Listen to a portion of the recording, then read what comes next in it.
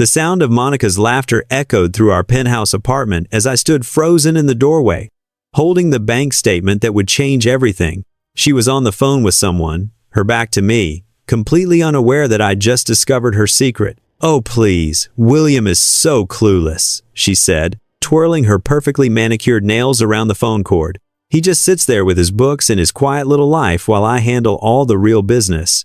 The man has no idea I've been moving money around for months." My hands trembled slightly as I looked down at the statement again. $200,000. Gone. Transferred to accounts I'd never seen before. Signed with authorization I'd never given.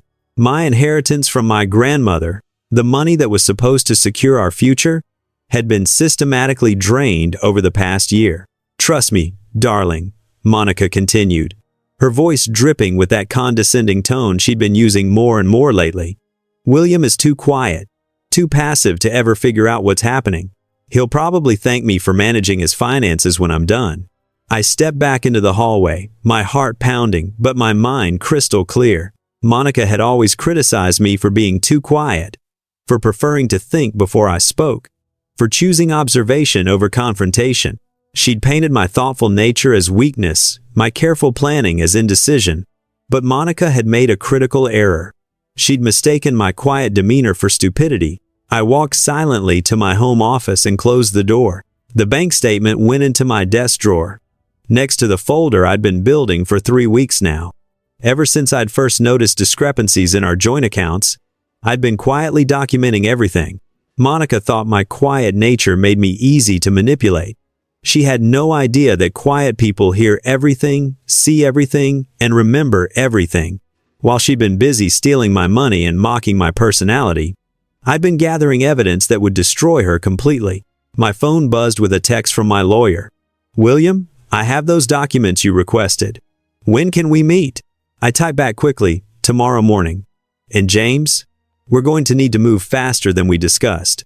From the living room, I could still hear Monica's voice, now talking about some expensive vacation she was planning. A vacation that would be funded by my stolen inheritance, no doubt. I opened my laptop and began typing an email to my private investigator. Monica wanted to see what happened when someone underestimated the quiet guy. She was about to find out.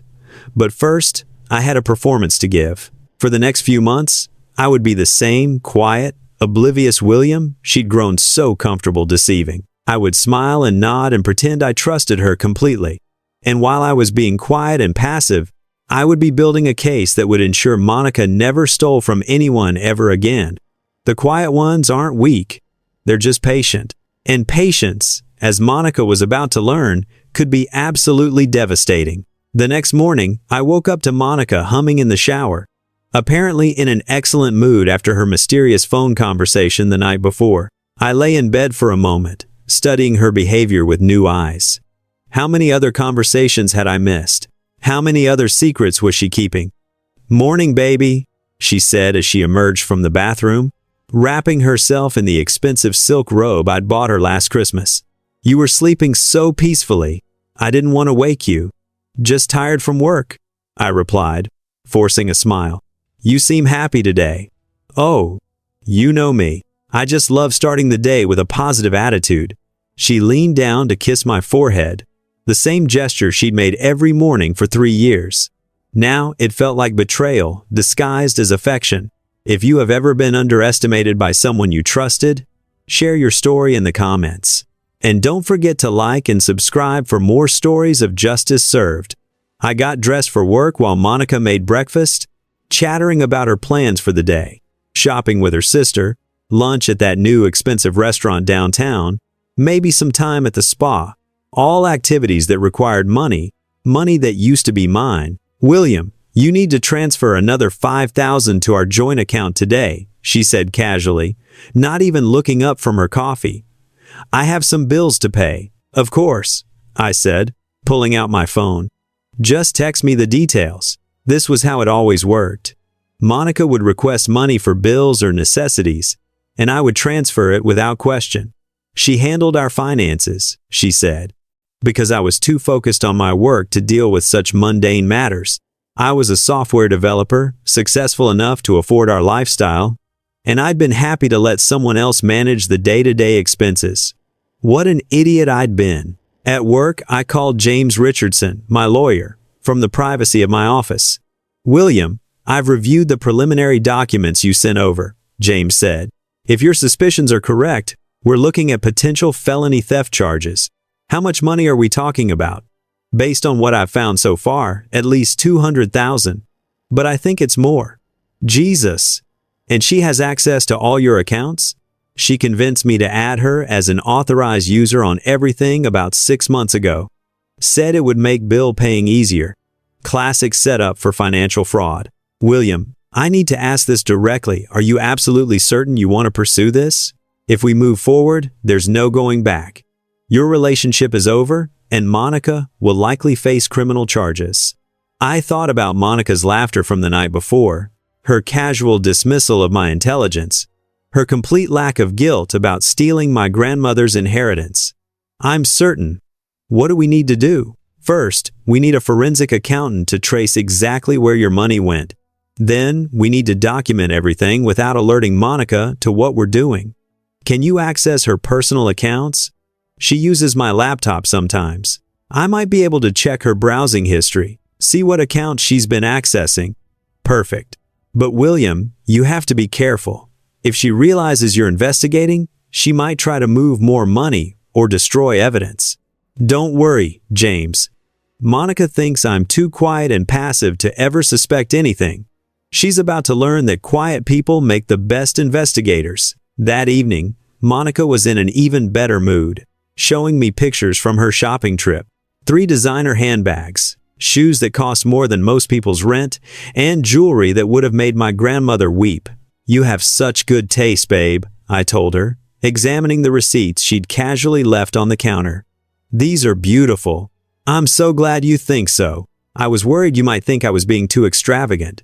Too extravagant with my own stolen money." The irony was almost funny. Almost. The forensic accountant James recommended was a small, precise woman named Dr. Patricia Hayes, who specialized in financial fraud cases. We met at her office the next day during my lunch break, and I handed her every document I'd been able to gather. "Mr. Williams," she said, adjusting her glasses as she reviewed the bank statements, "this is quite sophisticated. Whoever did this understands financial systems well enough to make the transfers look legitimate." "What do you mean?" "Look here." She pointed to a series of transactions. "The money isn't just disappearing, it's being moved through multiple accounts, probably to obscure the paper trail. This suggests planning and intent, not just impulsive spending." Dr. Hayes spread out several months of statements across her desk. The pattern was clear once you knew what to look for. Regular transfers from my accounts to various intermediate accounts, then withdrawals or transfers to accounts I didn't recognize. "How long would it take to trace all of this?" I asked. 2 weeks for a preliminary report. Maybe a month for a complete analysis." "But, Mr. Williams, I need to warn you about something." "What?" "Based on these patterns, I believe your girlfriend has been planning this for quite some time. This isn't a case of someone getting in over their head with spending. This is systematic financial theft." I felt a cold anger settle in my stomach.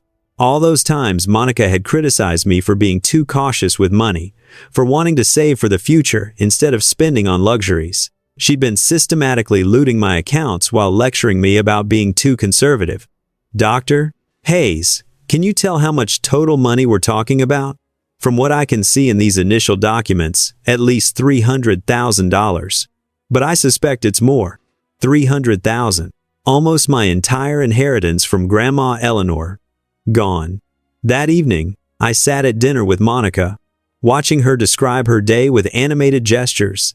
She was wearing one of the new necklaces she'd bought, a delicate gold chain that probably cost more than most people's cars. "You're quiet tonight," she said, reaching across to touch my hand. "Everything okay at work?" "Just tired. Long day." "You know what I love about you, William?" She smiled that perfect smile that had first captured my attention 3 years ago. "You're so stable, so reliable. Some women want drama and excitement, but I love that you're just steady." Steady. Another word for quiet, passive, easy to manipulate. What about you? I asked. What do you love about your life? Oh, you know me. I love beautiful things. Nice experiences. I love that we can afford to live well. She gestured around our apartment, with its expensive furniture and designer touches. Some people say I'm materialistic, but I think life is too short not to enjoy the finer things. The finer things. Paid for with money she'd stolen from me while I worked 60-hour weeks to maintain our lifestyle. Monica, can I ask you something? Of course. Do you think I'm too passive? Too quiet? She paused, her fork halfway to her mouth. Why would you ask that? I don't know. Sometimes I wonder if I should be more assertive. Oh, honey.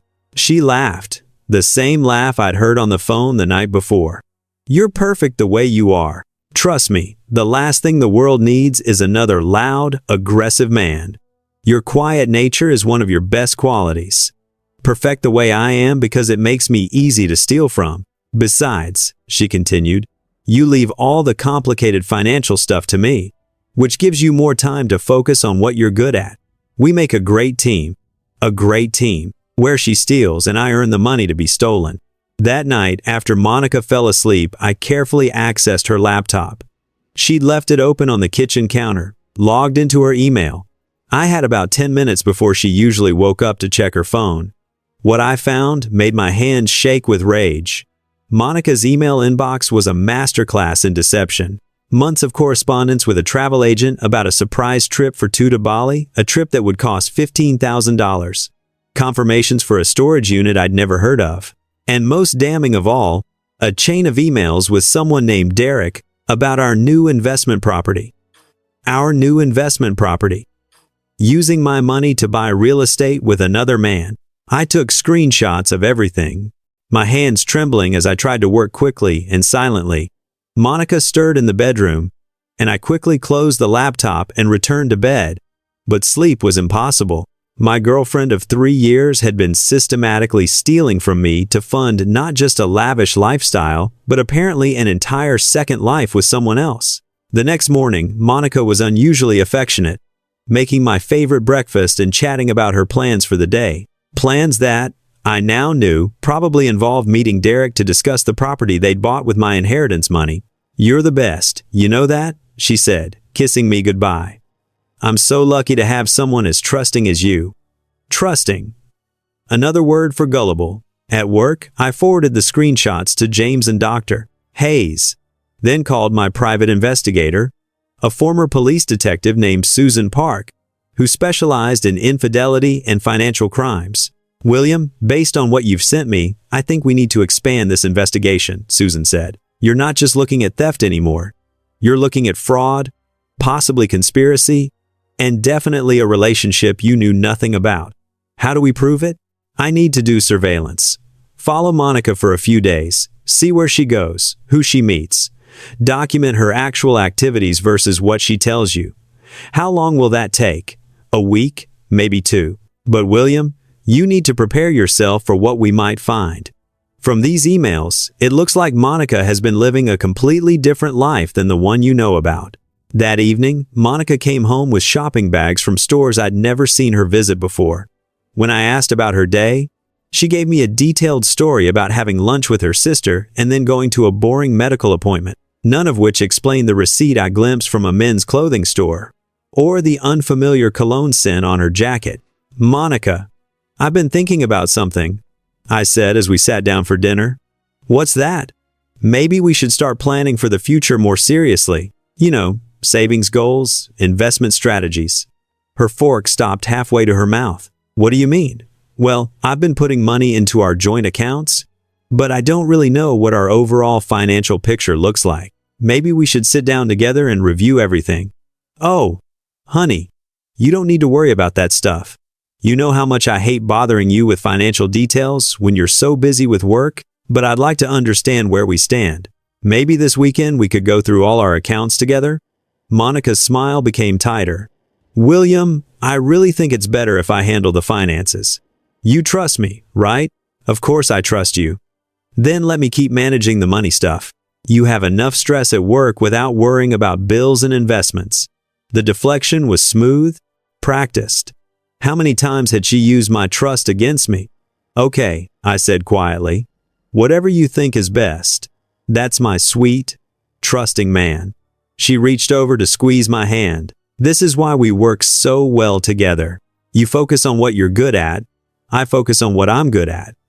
What she was good at, apparently, was stealing and lying. But what I was good at, Monica was about to discover, was patience, planning, and building airtight cases. The quiet ones always win in the end. Susan Park's surveillance report arrived a week later, and reading it felt like discovering I'd been living with a complete stranger. Monica's daily routine bore no resemblance to what she'd been telling me for months. The woman I thought spent her days shopping and having lunch with friends was actually maintaining a secret apartment across town, meeting regularly with Derek Henderson, a real estate investor, and making trips to banks I'd never heard of. She's living a double life, Susan explained during our meeting. Monday through Friday, she follows the same pattern, leaves your apartment, drives to the secret location, meets with Henderson, conducts what appears to be business meetings, then returns to your place before you get home from work. What kind of business meetings? Based on the surveillance photos, they're reviewing documents, meeting with what look like contractors and real estate agents.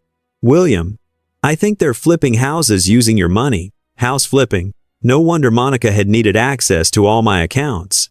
Real estate investments required significant capital, and she'd been using my inheritance as their startup funding. How much money are we talking about? Susan handed me a folder thick with photographs and financial documents. According to the public records I was able to access, they've purchased 4 properties in the past 8 months. Total investment, approximately $450,000. $450,000. Not just my inheritance, but money from my business accounts, my savings. Everything I'd worked for. The properties are all in Henderson's name, Susan continued. But the funding appears to come from accounts you have access to. It's actually quite clever if the investments pay off. Henderson gets the credit and the profits. If they fail, you're left holding the debt. And Monica gets to live like a real estate mogul while you fund her lifestyle and pay all her personal expenses. I stared at the photographs of Monica and Derek laughing together outside what appeared to be their 4th investment property. She looked happier in these pictures than I'd seen her in months. Susan, I need to ask you something specific. Are they romantically involved? I can't prove it definitively, but they're very comfortable with each other. Lots of casual physical contact, private conversations, shared meals.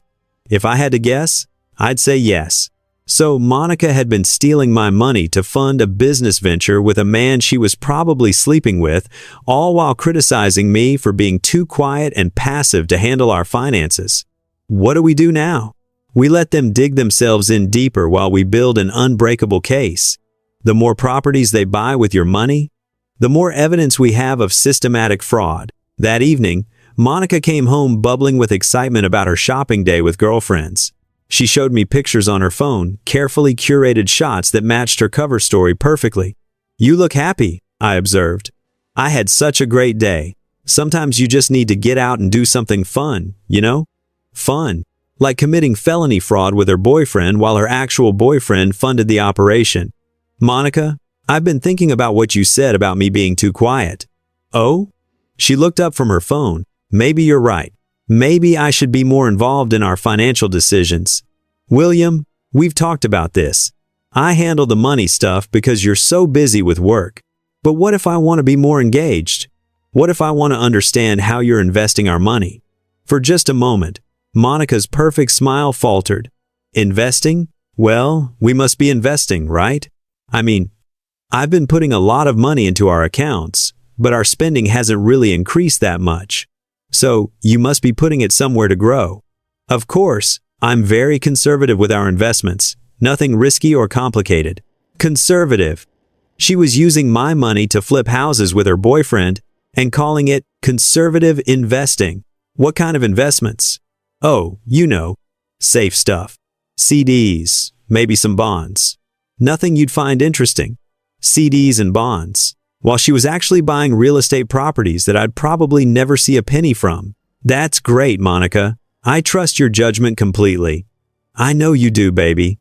That's what I love about you.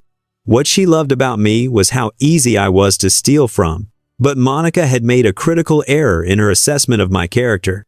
She thought quiet meant weak, when actually quiet meant careful. And I'd been very, very careful about documenting everything. Dr. Hayes's complete forensic report arrived 2 weeks later, and the scope of Monica's theft was staggering. Over 14 months, she had systematically moved $487,000 from my various accounts to fund her secret real estate business with Derek. It's one of the most sophisticated financial fraud schemes I've seen outside of corporate embezzlement, Dr. Hayes explained as we reviewed the findings in her office. Your girlfriend understood your financial habits well enough to time the transfers so you wouldn't notice them immediately. How? She always moved money right after your paychecks were deposited, and she kept just enough in your checking account to cover your regular expenses. You never felt financially stressed because she made sure you always had enough for your normal lifestyle. Brilliant and evil, Monica had studied my spending patterns so carefully that she could rob me blind while making sure I never felt the immediate impact. Dr. Hayes, can you tell where the money went after she transferred it out of my accounts? That's where it gets interesting. The money was moved through several intermediate accounts, classic money laundering technique, before ultimately being used to purchase 4 real estate properties. But here's the crucial detail. None of those properties are in Monica's name. They're all in Derek Henderson's name? Exactly. Which means legally, Monica has no ownership claim to the properties purchased with your money. If Henderson decided to cut her out, she'd have no legal recourse. The irony was beautiful. Monica had stolen my money to invest in properties she couldn't legally claim ownership of. She'd outsmarted herself. What happens now? Now we turn this over to law enforcement. With this level of documentation, we have a solid case for grand theft, wire fraud, and financial elder abuse. Financial elder abuse? I'm only 32. The legal definition includes anyone who's financially dependent on the perpetrator or who's been groomed for financial exploitation. Monica's systematic theft over 14 months qualifies. That afternoon, I met with Detective Maria Santos from the Financial Crimes Unit. She reviewed the evidence with the calm professionalism of someone who'd seen it all before. Mr. Williams, based on these documents, we have enough evidence to arrest Miss Torres immediately. Are you ready to proceed with filing charges? What happens to Monica if I file charges? Felony theft charges. Likely multiple counts of wire fraud. Possible conspiracy charges if we can prove she coordinated with Henderson to defraud you. She's looking at potential prison time. Prison time. For the woman who'd been sleeping next to me every night while systematically stealing my future? Detective Santos, how long do I have to decide whether to file charges? Legally, the statute of limitations gives us several years. But practically, the sooner we act, the better chance we have of recovering your money. What do you mean, recovering my money? If Henderson and Torres have been using your money to flip houses, there might be profits we can seize. Or if the investments have failed, we might be able to recover the properties themselves. Recovery. The possibility that Monica's crimes might actually be reversed, that I might get back not just my money, but potentially more if her investments had been successful. Detective Santos, what would happen if I didn't file charges immediately? If I waited a few more weeks? Why would you want to wait? Because they're still actively investing my money. What if we let them complete a few more deals before we shut it down? Detective Santos smiled. Mr. Williams, are you suggesting we let them dig themselves in deeper while building an even stronger case? I'm suggesting that Monica has always criticized me for being too passive, for not taking enough risks. Maybe it's time I showed her what calculated risk-taking actually looks like. What did you have in mind? I thought about Monica's condescending lectures about my personality, her casual dismissal of my intelligence, her complete confidence that I'd never discover her theft. I want to give Monica enough rope to hang herself, and I want to make sure that when we finally spring the trap, she understands exactly how much she underestimated the quiet guy. That's actually a very smart approach. The longer they continue their scheme, the more evidence we gather, and the more assets we can potentially recover. How much longer do you think we should wait? Based on the pattern you've documented, they seem to complete a property purchase every 2 to 3 months. If we let them complete one more deal, we'd have an even stronger case and potentially more assets to recover. Perfect. But Detective Santos, I want to make sure Monica never suspects what's coming. What do you have in mind? I want to keep being the quiet, trusting boyfriend right up until the moment I destroy her completely. Monica thought my quiet nature made me weak and passive. She was about to learn that quiet people aren't weak, they're strategic. And the most devastating strategies are the ones nobody sees coming. The next phase of my plan required perfect acting skills. I had to continue being the trusting, oblivious boyfriend while Monica dug herself deeper into legal trouble with every property purchase. It was easier than I'd expected. Monica was so confident in my ignorance that she'd grown careless about covering her tracks. She left real estate documents on the kitchen counter, took phone calls with Derek while I was in the next room, and even started staying out later without bothering to create elaborate cover stories. "I'm meeting my sister for dinner," she'd say, grabbing her purse and heading for the door. No details, no timeline for when she'd be back. She knew I wouldn't question her, and I didn't. I just quietly documented everything. 3 weeks after my meeting with Detective Santos, Monica came home with news that made my blood run cold. "William, I need to talk to you about something important." She sat down across from me at the kitchen table, wearing the serious expression she used when she was about to manipulate me into something. "What's up?" "I've been thinking about our future, and I really think we need to make a bigger commitment to each other." "What kind of commitment?" "I think we should get married." Married. Monica wanted to marry me while she was actively stealing my money and probably sleeping with Derek Henderson. "That's sudden," I said carefully. "Is it? We've been together for 3 years. We live together. We share everything. Marriage just makes it official. Share everything. Like sharing my money with her boyfriend's real estate investments. Monica, I love you, but this feels like it's coming out of nowhere." "What brought this up?" "I just think it would provide security for both of us. Financial security, legal security. If something happened to one of us, the other would be protected. Financial security." She wanted to marry me to gain legal access to even more of my money and to protect herself from potential fraud charges by claiming to be my lawful spouse. "That's a beautiful sentiment," I said quietly. "Can I think about it?" "Of course. But William, I don't want to wait too long. Life is short. And when you know something is right, why wait? Why wait indeed?" Probably because Derek was pressuring her to secure more funding for their next property purchase, and marriage would give her enhanced legal access to my accounts. That night, after Monica fell asleep, I called Detective Santos from my car in the parking garage of our building. "Detective, we have a problem. Monica just proposed to me." "Proposed? As in marriage?" "She's trying to lock down legal access to my finances before we catch her. If we get married, it becomes much harder to prosecute her for theft." "Mr. Williams, you cannot marry this woman while she's under investigation for defrauding you." "I'm not planning to, but I need to buy us more time without making her suspicious." "How?" "I'm going to tell her I want a longer engagement, maybe 6 months to plan the wedding. That gives us time to complete the investigation and make arrests before any legal complications arise." "That could work. But William, you're playing a very dangerous game. If Monica realizes you're investigating her, she won't. Monica is so convinced of my ignorance that she's not even being careful anymore. Yesterday, she left purchase agreements for their new property on the kitchen counter." "Purchase agreements? They're buying another property? Property number 5. Using my money, of course." "How much?" "Based on what I could see, around $90,000 for the down payment alone." Detective Santos was quiet for a moment. "Mr. Williams, at what point do we say enough is enough?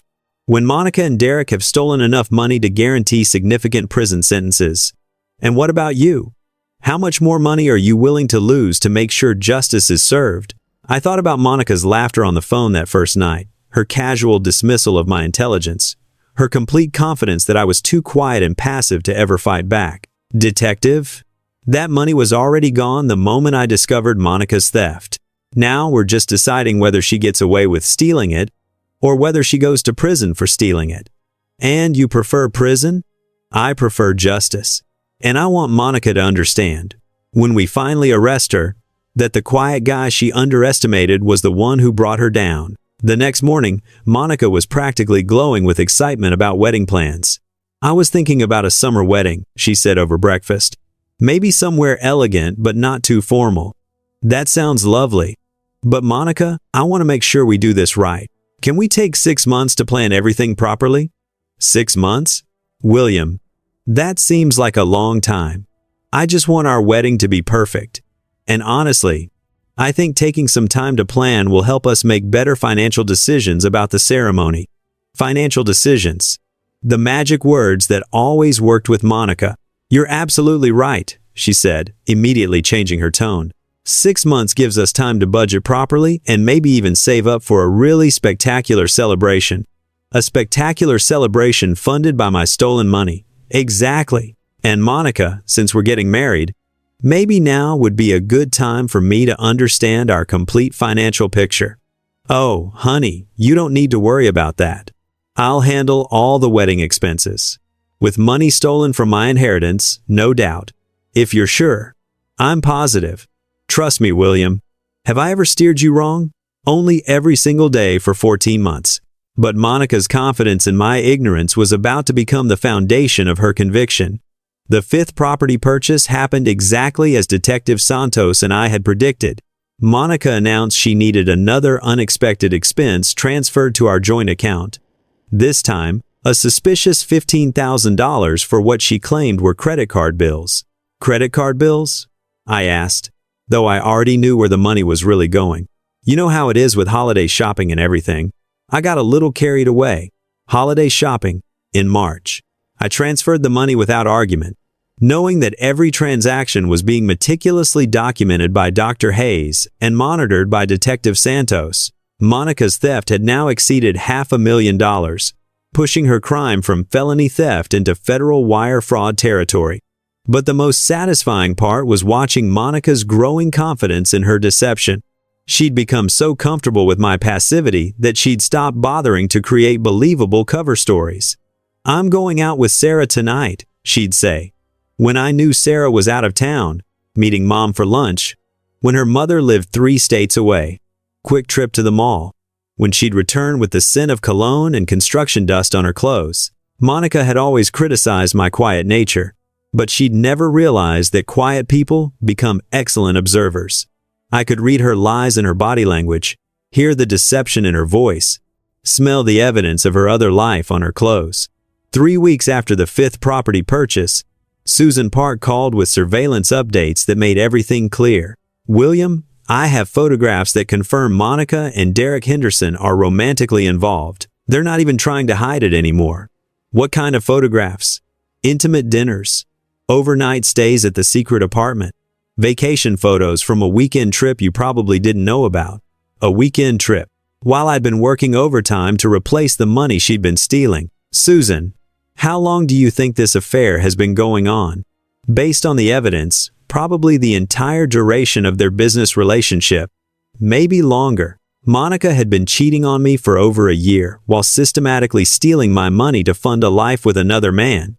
The betrayal was so complete, so calculated, that it almost impressed me. Almost, William. There's something else.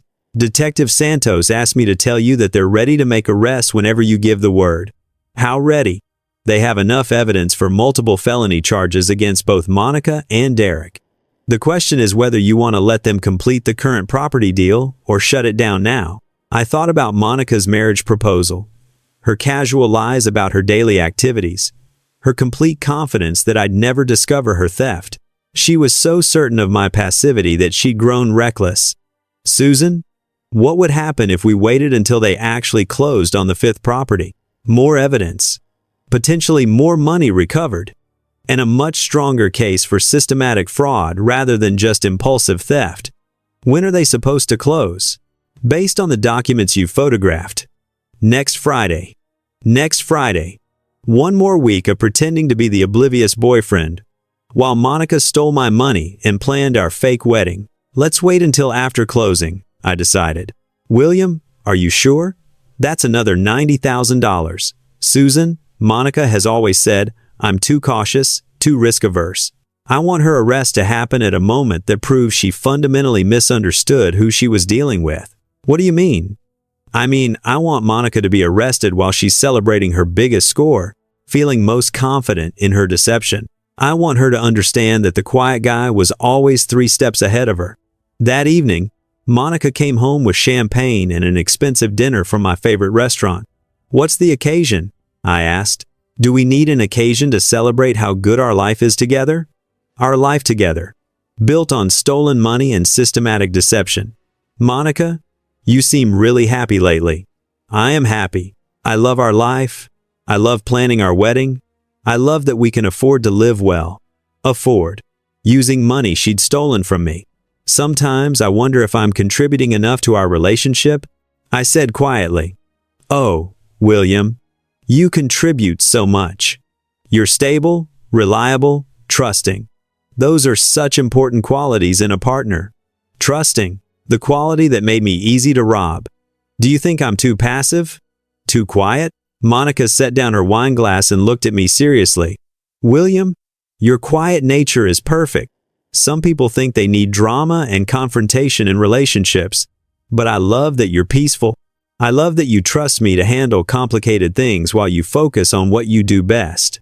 What I did best, apparently, was earn money for her to steal while she built a secret life with another man. That's really sweet, Monica. It's true. You're exactly the kind of man I want to spend my life with, the kind of man she wanted to spend her life stealing from. But Monica had made a crucial miscalculation about my character. She thought my quiet nature meant I was incapable of strategic thinking. She was about to discover that the most devastating strategies are executed quietly, carefully, and with perfect timing. Friday couldn't come fast enough. Friday morning arrived with Monica in the best mood I'd seen her in months. She hummed while getting dressed, made elaborate plans for celebrating our engagement over the weekend, and kept checking her phone with barely contained excitement. "Big day at work?" I asked casually. "Oh, just some personal business I need to handle. Nothing too exciting." Personal business. Like closing on a $90,000 real estate investment funded by money stolen from her fiancé. "Well, have a great day. I love you." "I love you too, William. You're the best thing that ever happened to me." The best thing that ever happened to her was my bank account and my trusting nature. After Monica left, I called Detective Santos from my office. "Detective, today's the day. Are you ready?" "We're ready." Based on the surveillance schedule, Monica and Derek should be at the title company around 2 p.m. for closing. "We'll make the arrest there." "Both of them?" "Both of them. Monica for theft and wire fraud. Derek for conspiracy and receiving stolen goods. What should I do? Go to work? Act normal? Wait for my call? Monica will probably try to contact you after the arrest, but don't answer. Let her lawyer handle all communication from now on. How long before she realizes what's happening? She'll know the moment we put the handcuffs on." Handcuffs. Monica had always been so careful about her appearance, so concerned with maintaining her image of success and sophistication. Being arrested at a real estate closing would destroy that image permanently. The morning dragged by slowly. I tried to focus on work, but my mind kept imagining Monica's face when she realized her quiet, passive boyfriend had been building a case against her for months. At 2:15 p.m., my phone rang. "William, it's done. We arrested both of them at the title company, just as they were signing the final documents for the property purchase." How did Monica react? Shock, then denial, then anger. She kept saying there had been some mistake, that you would never file charges against her. Even when caught red-handed, Monica couldn't believe that I'd had the intelligence and backbone to investigate her crimes. What happens now? Booking, arraignment, bail hearing. Monica will probably make bail, but it'll be expensive and come with conditions. No contact with you, no access to any of your accounts, no travel outside the state. When will she be released? Probably late tonight or tomorrow morning. But William, I need to warn you about something. What? Monica's lawyer is already claiming that she believes she had authorization to access your money. She's going to argue that as your fiancé, she thought she was managing shared finances, not committing theft. Can that defense work? Not with the evidence we have. The secret accounts, the hidden real estate investments, the affair with Derek, it all proves intentional deception and theft. But she might try to contact you directly to convince you to drop the charges. I won't drop the charges. Good. Because, William, there's something else you should know. What? When we searched Monica's apartment, the secret one you didn't know about, we found documents that suggest this isn't her first time doing this. What do you mean? We found correspondence indicating she's defrauded at least 2 previous boyfriends using similar methods. You weren't just a victim, William. You were part of a pattern. A pattern. Monica was a professional con artist who specialized in targeting quiet, trusting men with money. I hadn't been unlucky in love. I'd been deliberately targeted by a predator. How much money did she steal from the others? We're still investigating, but it looks like significant amounts. William, you may have helped us catch someone who's been systematically defrauding people for years. That evening, I sat alone in our apartment, looking at the expensive furniture and designer accessories that Monica had bought with my stolen money. Everything beautiful in our life together had been purchased through theft and deception. My phone buzzed constantly with calls from unknown numbers. Monica's lawyer, probably, or maybe Monica herself calling from jail. I ignored them all. At 9:47 p.m., I heard a key in the front door. Monica walked in looking exhausted, angry, and completely different from the confident woman who'd left that morning. William, we need to talk. Monica, I don't think.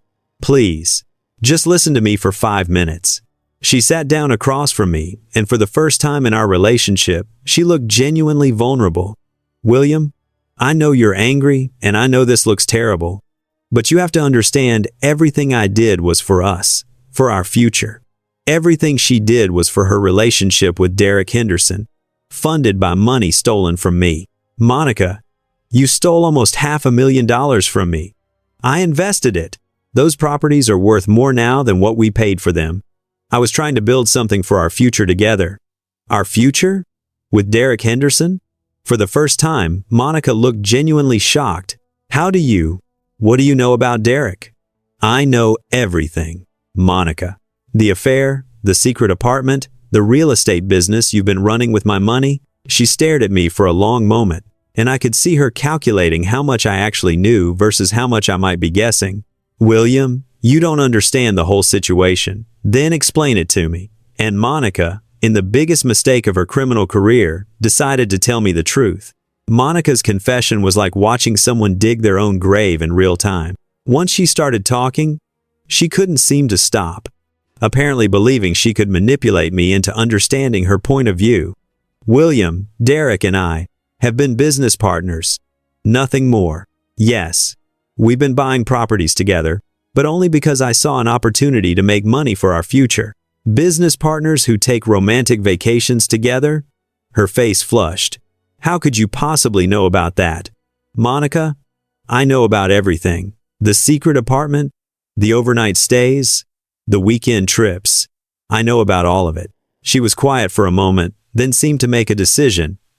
Okay, yes. Derek and I became close while working together. But William, that doesn't change the fact that I was trying to build wealth for us. By stealing my inheritance money, by investing it. Those properties have already increased in value by almost $200,000. I was going to surprise you with how much I'd grown our money. Our money. After stealing it and using it to fund an affair. Monica, why didn't you just ask me if you wanted to invest in real estate? Because you're so conservative. You would have said no, or you would have wanted to research it for months. I saw an opportunity and I took it. You saw an opportunity to steal from me and took it. I never intended to steal anything. I was planning to tell you about the investments after they paid off. I thought you'd be proud of me for taking initiative. The gaslighting was incredible. Even caught red-handed, Monica was trying to frame systematic theft as financial planning. Monica, even if I believed your story about investment intentions, you've been lying to me for over a year. Every day, every conversation, every time you said you loved me. I do love you. You love my bank account. That's not fair. Yes, I made mistakes. but I never stopped loving you. What about Derek? Monica looked down at her hands. Derek was complicated. But William, you have to understand, you're so quiet, so passive. Sometimes I felt like I was disappearing in our relationship. And there it was. Monica's justification for systematic theft and adultery? I was too quiet. So you decided to steal from me and cheat on me because I'm too quiet? I decided to take control of my life because I felt like I was suffocating in our relationship. By committing felony theft? By trying to build something bigger than the small, careful life you wanted us to have. Monica's anger was finally showing through her manipulative facade. This was who she really was. Someone who viewed my trusting nature as weakness and my money as her rightful entitlement. Monica, I want you to leave. William, please. We can work through this. I'll pay back every penny. And we can rebuild our relationship on a more honest foundation. You can't pay back the money because you don't own the properties you bought with it.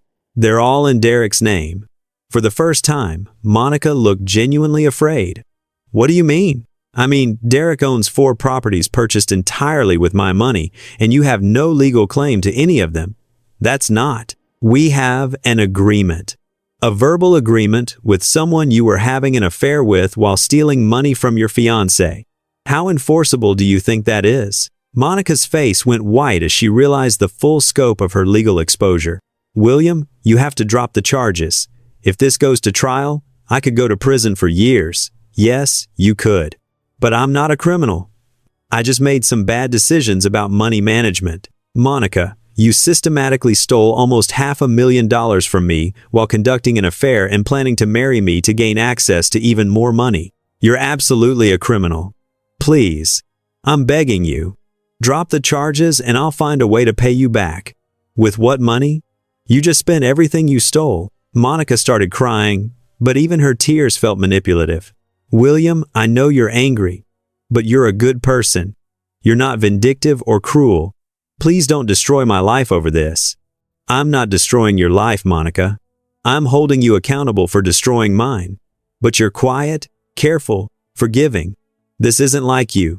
You're right. The old William was quiet, careful, and forgiving. But that William was also gullible, passive, and easy to steal from. And what's the new William like? I looked at Monica sitting across from me, finally seeing her clearly without the filter of trust and affection that had blinded me for 3 years. The new William understands that quiet people aren't weak. They're strategic. And Monica? What? The new William is absolutely ruthless when it comes to justice.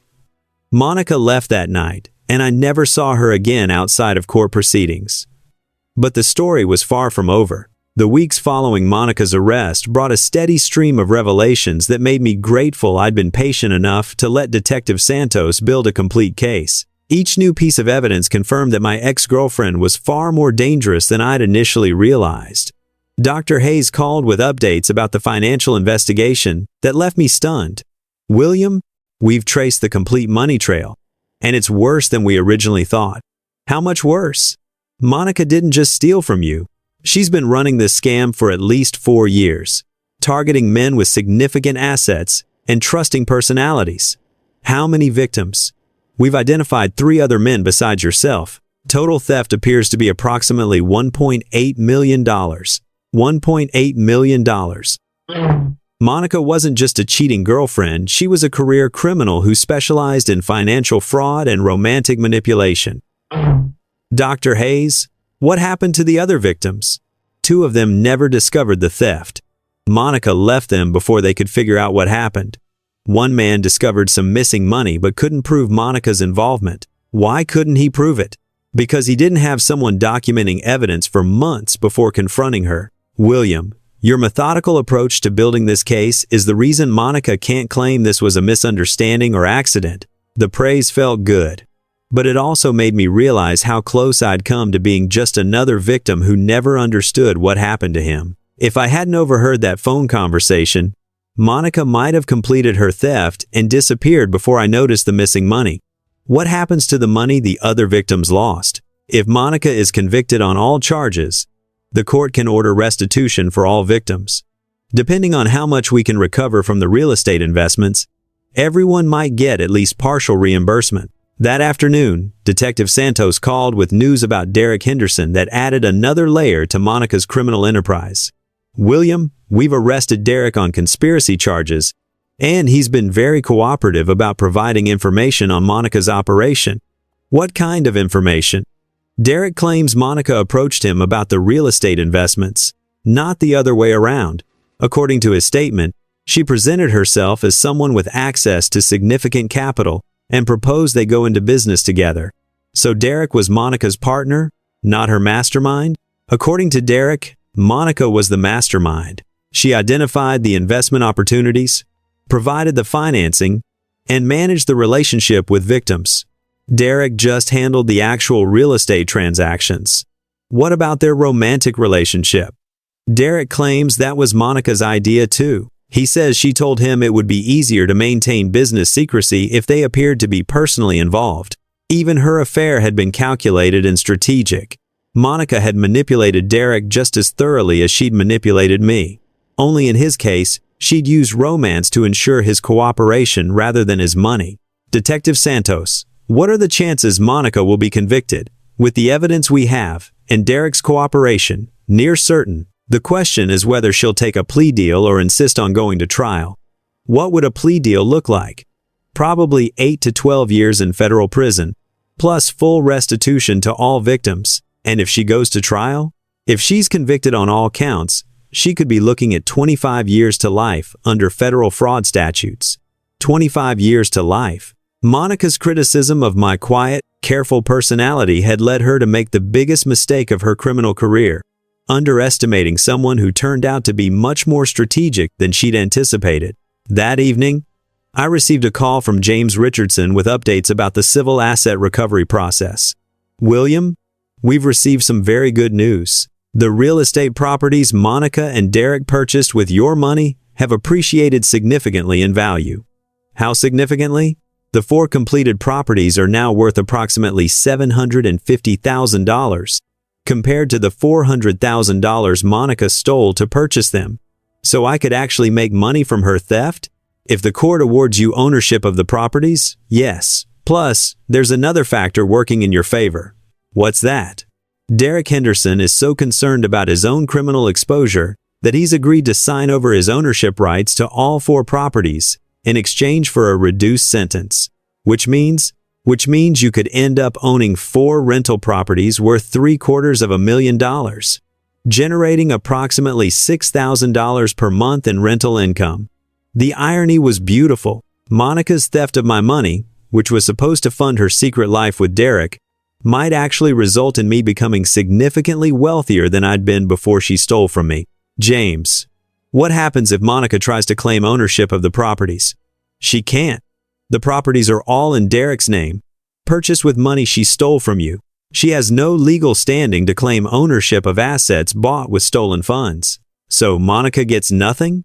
Monica gets a federal prison sentence and a lifetime of debt to her victims. That night, I sat in my apartment, looking around at the expensive furniture and designer accessories Monica had purchased with my stolen money. Everything would have to be sold as part of the asset recovery process, but I didn't mind.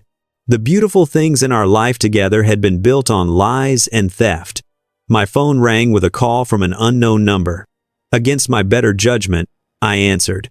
"William, it's Monica." Her voice sounded strained, desperate. "I need to talk to you." "Monica, you're not supposed to contact me. Please, just listen. I have a proposition that could solve both of our problems." Despite knowing better, I was curious about what she thought could possibly solve the problem of her systematic theft and betrayal.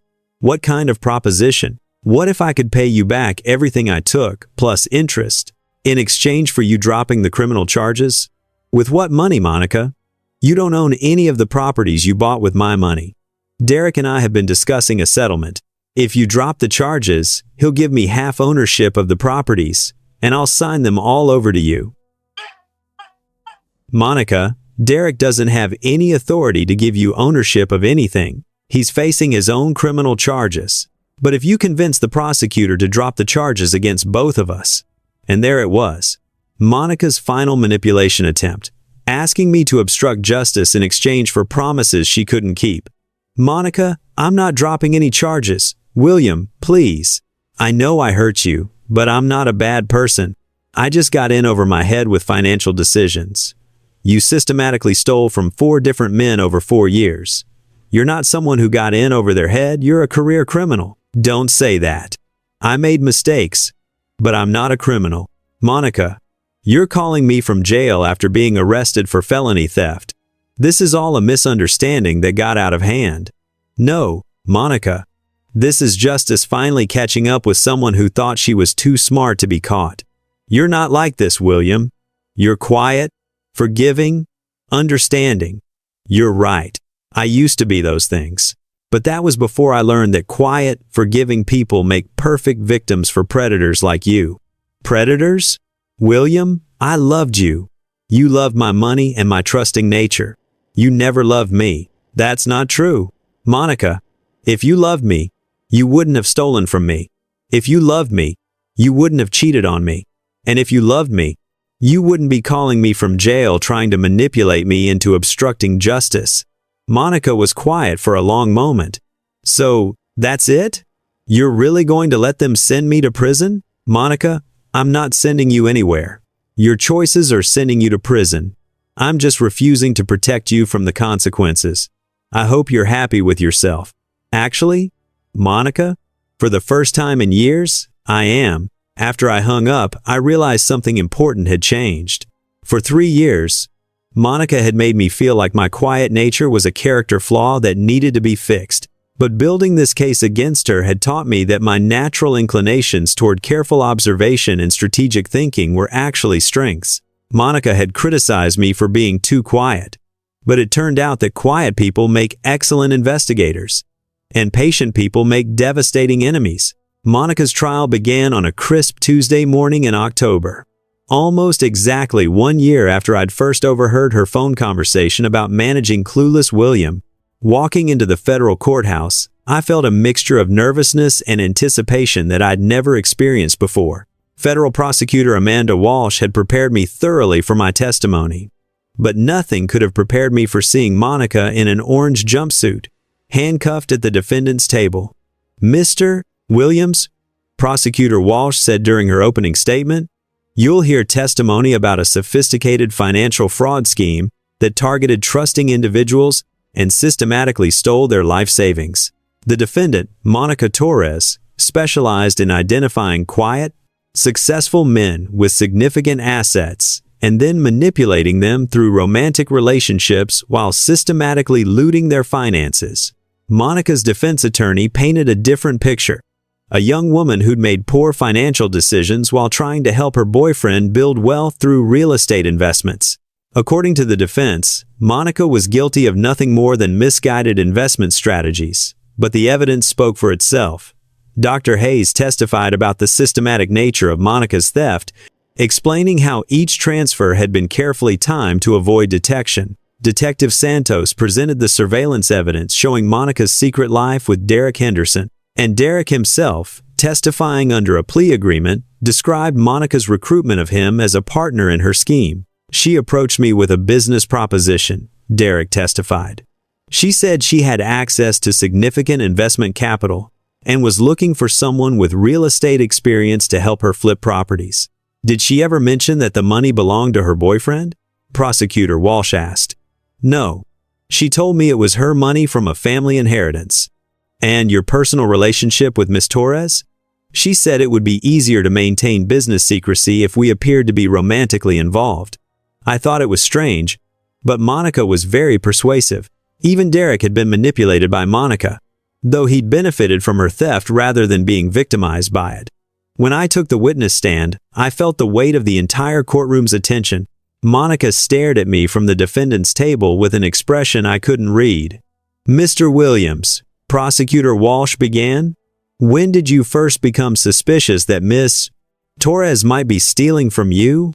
When I overheard a phone conversation where she referred to me as clueless and mentioned that she'd been moving money around for months without my knowledge. How did you respond to that discovery?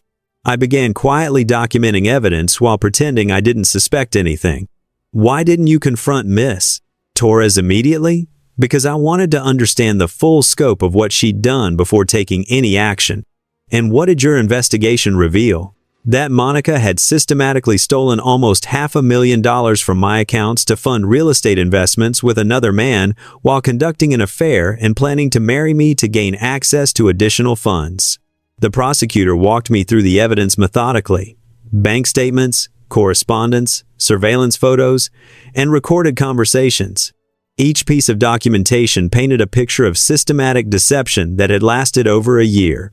During cross-examination, Monica's defense attorney tried to portray me as vindictive and controlling.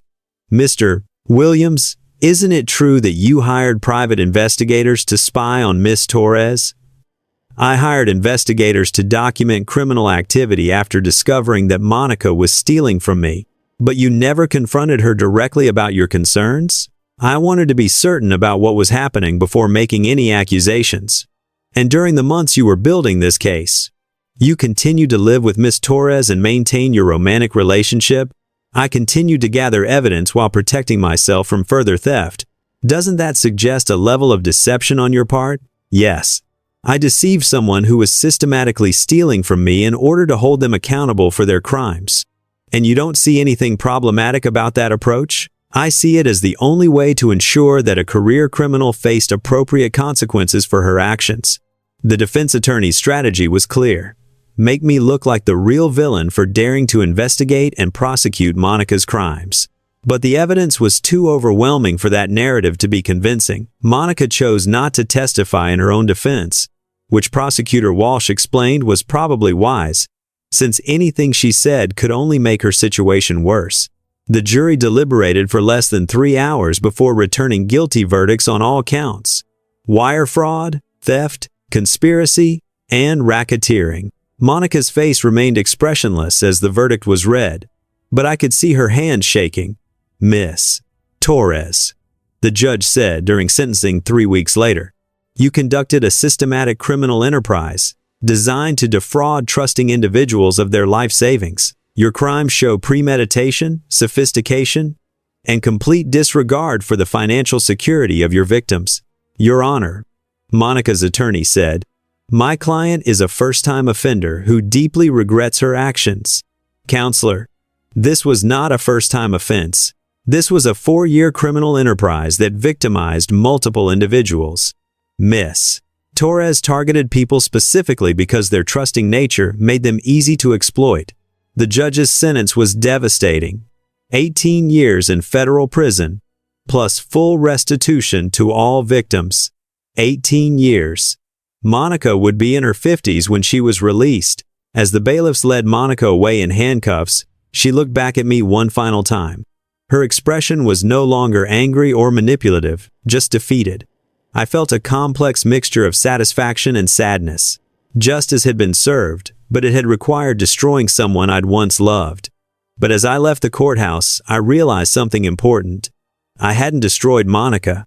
Her own choices had destroyed her.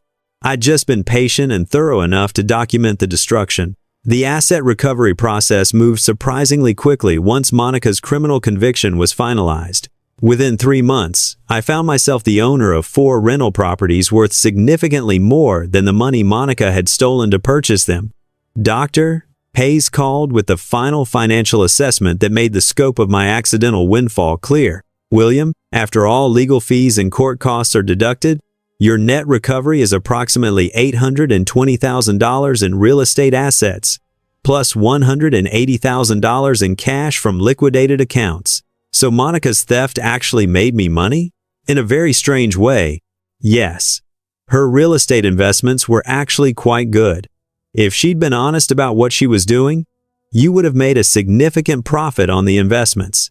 What about the other victims? They'll receive full restitution from Monica's criminal asset forfeiture, plus a portion of the investment profits. Everyone who was victimized will actually recover more money than they lost. The irony was perfect. Monica's criminal enterprise had been so successful that her victims ended up profiting from her theft. The career criminal who'd specialized in stealing from trusting men had accidentally made them all wealthier. Dr. Hayes, what happens to Monica in terms of financial responsibility? She owes approximately $400,000 in additional restitution beyond what was recovered from assets. That debt will follow her for the rest of her life, which means Monica will be paying restitution to her victims until the day she dies. 6 months after Monica's sentencing, I received an unexpected call from James Richardson about an opportunity that would transform my life in ways I'd never imagined. William, I've been approached by someone who wants to meet with you about your experience with financial fraud. What kind of someone? A television producer who's interested in developing a documentary about financial crimes and victim empowerment. She thinks your story would be compelling for audiences. Why? Because you represent something unusual. A victim who not only caught their abuser but methodically built a case that resulted in justice and financial recovery. Television. The idea had never occurred to me, but it made sense. My story demonstrated that victims of financial fraud didn't have to be passive, that careful documentation and strategic patience could result in accountability. James, what would this involve? Initially, just a conversation about your experience and what you learned from the process.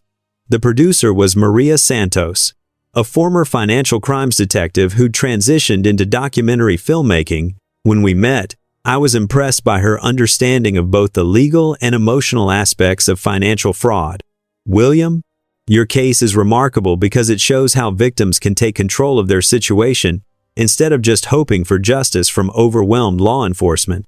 I was lucky to have good legal support. You were strategic about building an airtight case. Most victims either never discover the fraud or react emotionally in ways that compromise their legal position.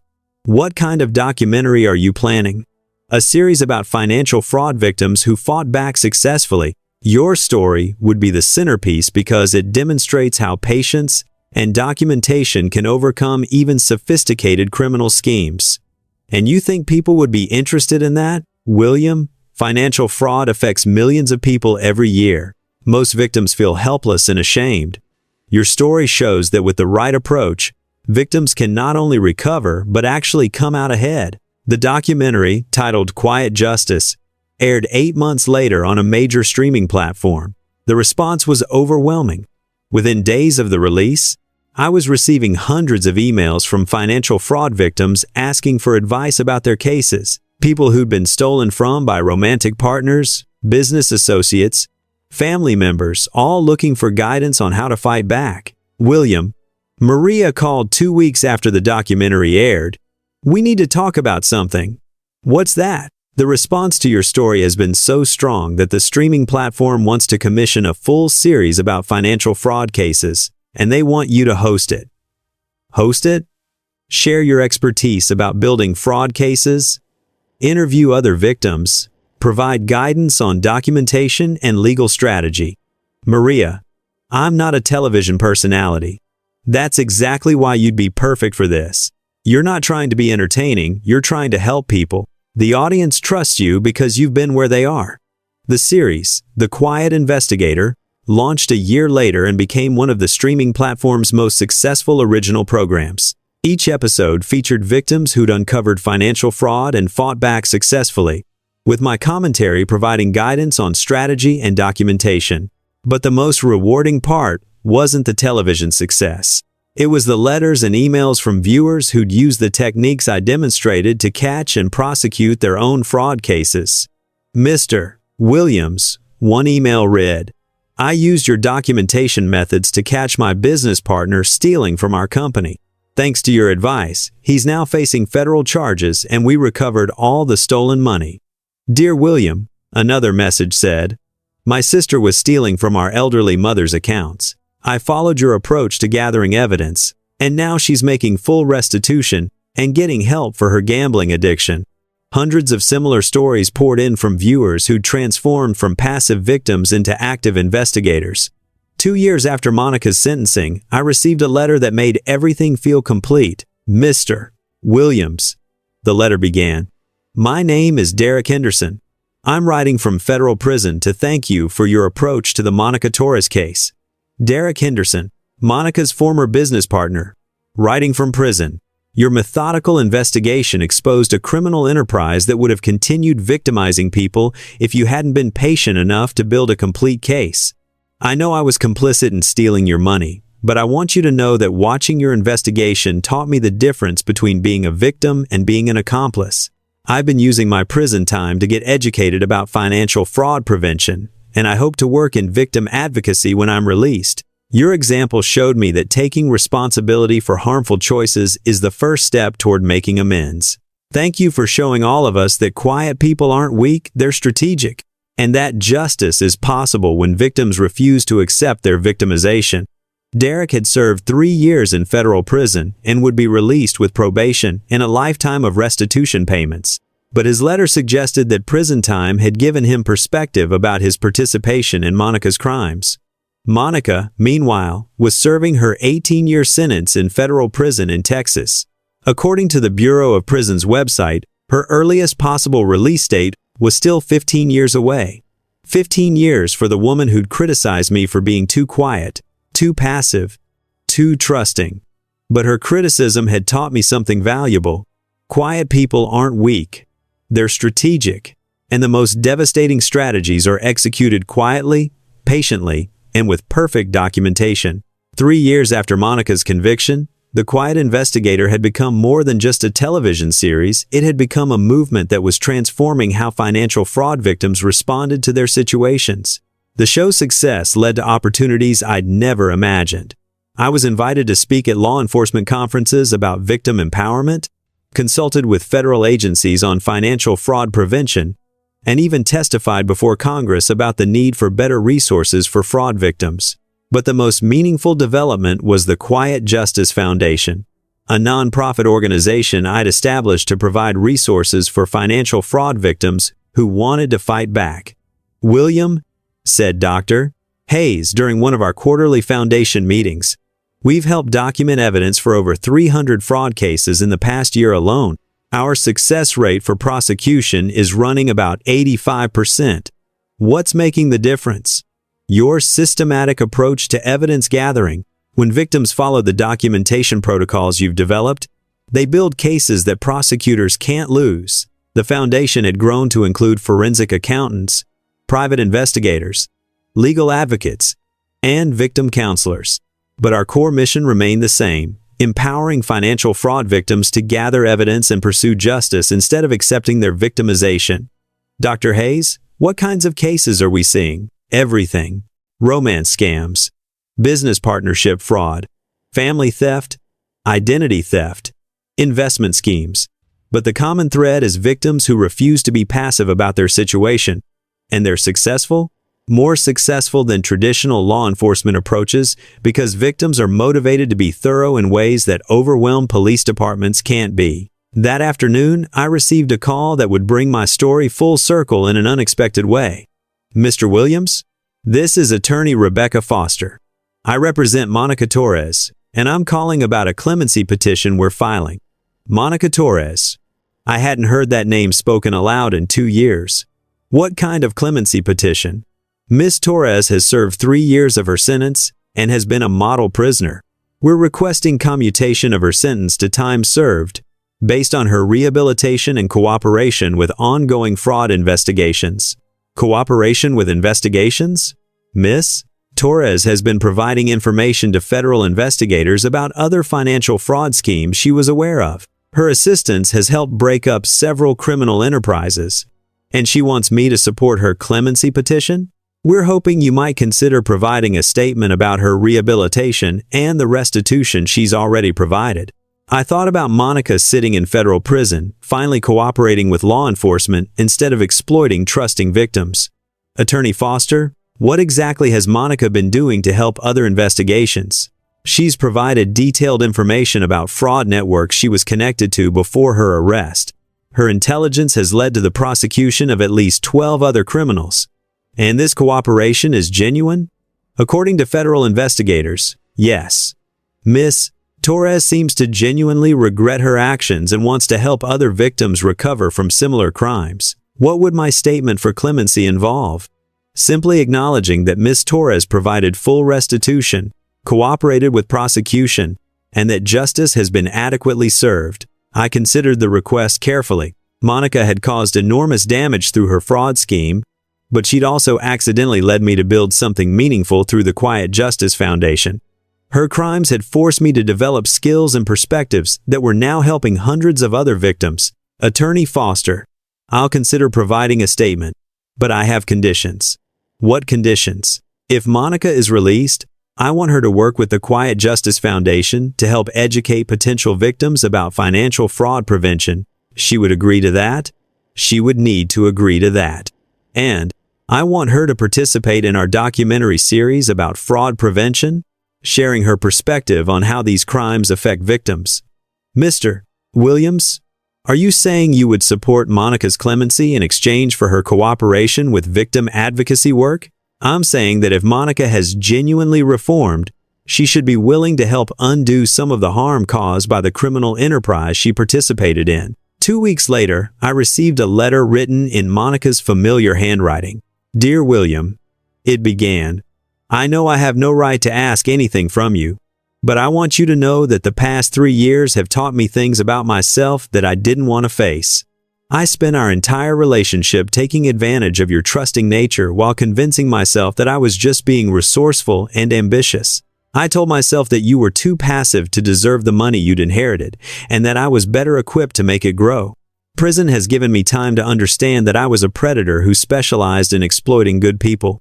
You, Derek, and my other victims all trusted me because you assumed I had basic human decency. I betrayed that trust systematically and deliberately. If you're willing to support clemency, I want to spend the rest of my life helping other victims recognize the warning signs I used to target people like you. I know I can never undo the harm I caused, but I can help prevent other people from being victimized the way I victimized you. Thank you for building something positive from the wreckage I made of so many lives. The Quiet Justice Foundation represents everything I should have been doing with my intelligence and ambition. Monica's letter was followed by a formal proposal outlining her commitment to victim advocacy work, including speaking engagements, educational content development, and cooperation with federal fraud prevention initiatives. 3 months later, Monica Torres was released from federal prison under a clemency agreement that required her to work with victim advocacy organizations for the remainder of her parole period. I met with her for the first time since her sentencing in the conference room of the Quiet Justice Foundation. She looked older, quieter, and genuinely humbled by her prison experience. William, thank you for giving me this opportunity. Monica, I'm not giving you anything. You're earning the opportunity to make amends by helping other victims. I understand, and I want you to know that I've spent 3 years thinking about the damage I caused, not just to you, but to everyone who trusted me. What did you learn? That intelligent, successful people aren't weak just because they're trusting. That quiet people like you aren't passive, they're observant. And that the qualities I exploited in my victims were actually strengths that I was too damaged to recognize. Monica, if you're serious about victim advocacy, you need to understand something important. What? The people we help through this foundation are rebuilding their ability to trust after being betrayed by people they loved. Your role isn't to ask for forgiveness or understanding. Your role is to help them protect themselves from people like you used to be.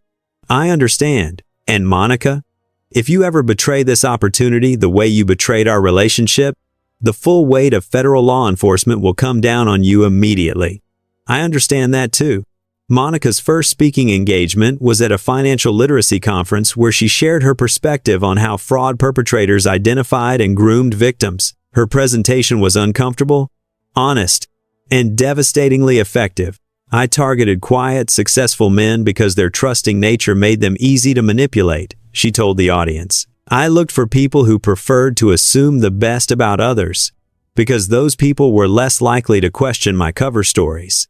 The man I ultimately victimized most severely was someone I lived with for 3 years. I exploited his love, his trust, and his quiet nature to steal almost $500,000 while conducting an affair and planning to marry him for access to more money. But that quiet man turned out to be the most dangerous person I ever tried to deceive, because quiet people are excellent investigators, and patient people build unbreakable cases. Monica's story became one of the most powerful episodes of The Quiet Investigator, demonstrating the psychology of financial predators while providing victims with insight into criminal thinking patterns. But the most satisfying moment came during a foundation fundraising dinner where Monica was introducing me as the keynote speaker. "William Williams taught me that victims don't have to stay victims," she said to the audience of fraud survivors and advocates. "He showed me that quiet people aren't weak, they're strategic, and that the most devastating form of justice is the kind that criminals never see coming." 3 years ago, I thought William was too quiet to ever fight back against my theft. Today, he's helping hundreds of victims build cases against people like I used to be. William's quiet voice now reaches millions of people through television, advocacy work, and legal reform. And my loud, manipulative voice is now dedicated to helping his mission succeed. The applause was thunderous, but I could see tears in Monica's eyes as she realized the full scope of how completely our roles had been reversed. The woman who'd criticized me for being too quiet was now amplifying my voice to reach millions of people.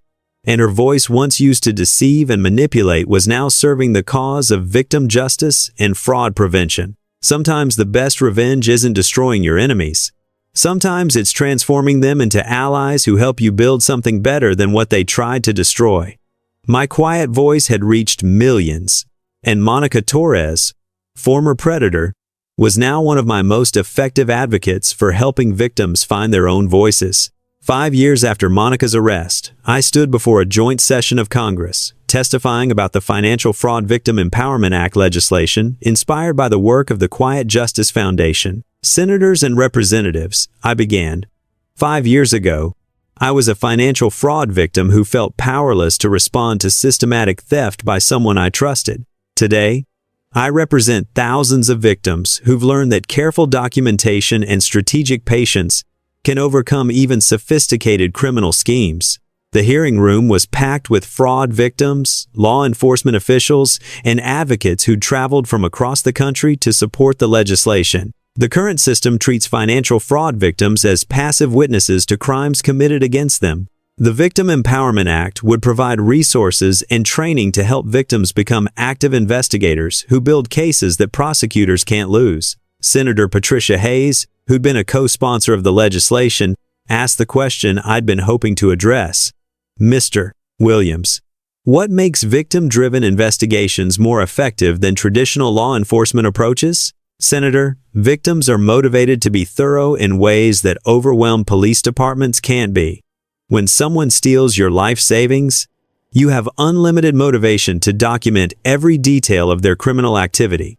And this approach is successful? The Quiet Justice Foundation has helped document evidence for over 1,500 fraud cases in the past 5 years. Our prosecution success rate is 92%, compared to about 30% for traditional financial fraud cases.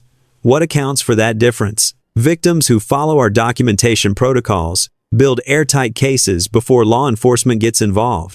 By the time prosecutors receive our cases, conviction is almost inevitable. The legislation passed 3 months later with bipartisan support, establishing federal funding for victim advocacy organizations and creating standardized protocols for fraud investigation training. But the most meaningful recognition came from an unexpected source. A letter from the Federal Bureau of Investigation's Financial Crimes Division. "Mr. Williams." The letter read, "Your victim empowerment model has transformed how federal law enforcement approaches financial fraud cases. The documentation protocols developed by the Quiet Justice Foundation are now standard training for FBI financial crimes investigators. Your personal case against Monica Torres has become a case study taught at the FBI Academy for demonstrating how systematic evidence gathering can overcome sophisticated criminal enterprises. Thank you for proving that victims can be their own best advocates for justice." The FBI was teaching my case to future investigators. The quiet guy who'd been criticized for being too passive was now training federal agents in investigation techniques. That evening, I received a call from Maria Santos, the producer who'd first recognized the television potential in my story. "William, I have news that I think you'll find interesting." "What news?" "The Quiet Investigator has been nominated for an Emmy Award for Outstanding Documentary Series." "An Emmy? And that's not all. The streaming platform wants to expand the show into a full investigative news program. They want to give you a weekly platform to help fraud victims and expose criminal schemes." a weekly television show dedicated to victim empowerment and fraud prevention. The opportunity to reach millions of victims every week with resources and strategies for fighting back. Maria, that sounds like exactly what we've been building toward. William, there's one more thing. They want Monica Torres to be your co-host. Monica? Her perspective as a reformed fraud perpetrator, combined with your expertise as a victim advocate, would create a unique dynamic for helping both victims and potential victims understand financial crimes. Monica as my co-host, the woman who'd stolen from me becoming my partner in helping other victims. The irony was almost overwhelming. Have you discussed this with Monica? She's interested, but says she'll only do it if you're comfortable with the arrangement. 2 weeks later, Monica and I met to discuss the co-hosting opportunity over dinner at a restaurant not far from where we'd lived together 5 years earlier. William, I need to ask you something directly, Monica said. Are you offering me this opportunity because you think I deserve it? Or because you think it would be good for the show? I'm offering it because former criminals who've genuinely reformed can provide insights that victim advocates can't. You understand how predators think because you used to be one. And you trust me not to revert to criminal behavior? Monica, you're under federal supervision for another 10 years. If you committed any crimes, you'd spend the rest of your life in prison. But more than that, I've watched you work with fraud victims for 2 years. Your commitment to victim advocacy appears genuine. It is genuine.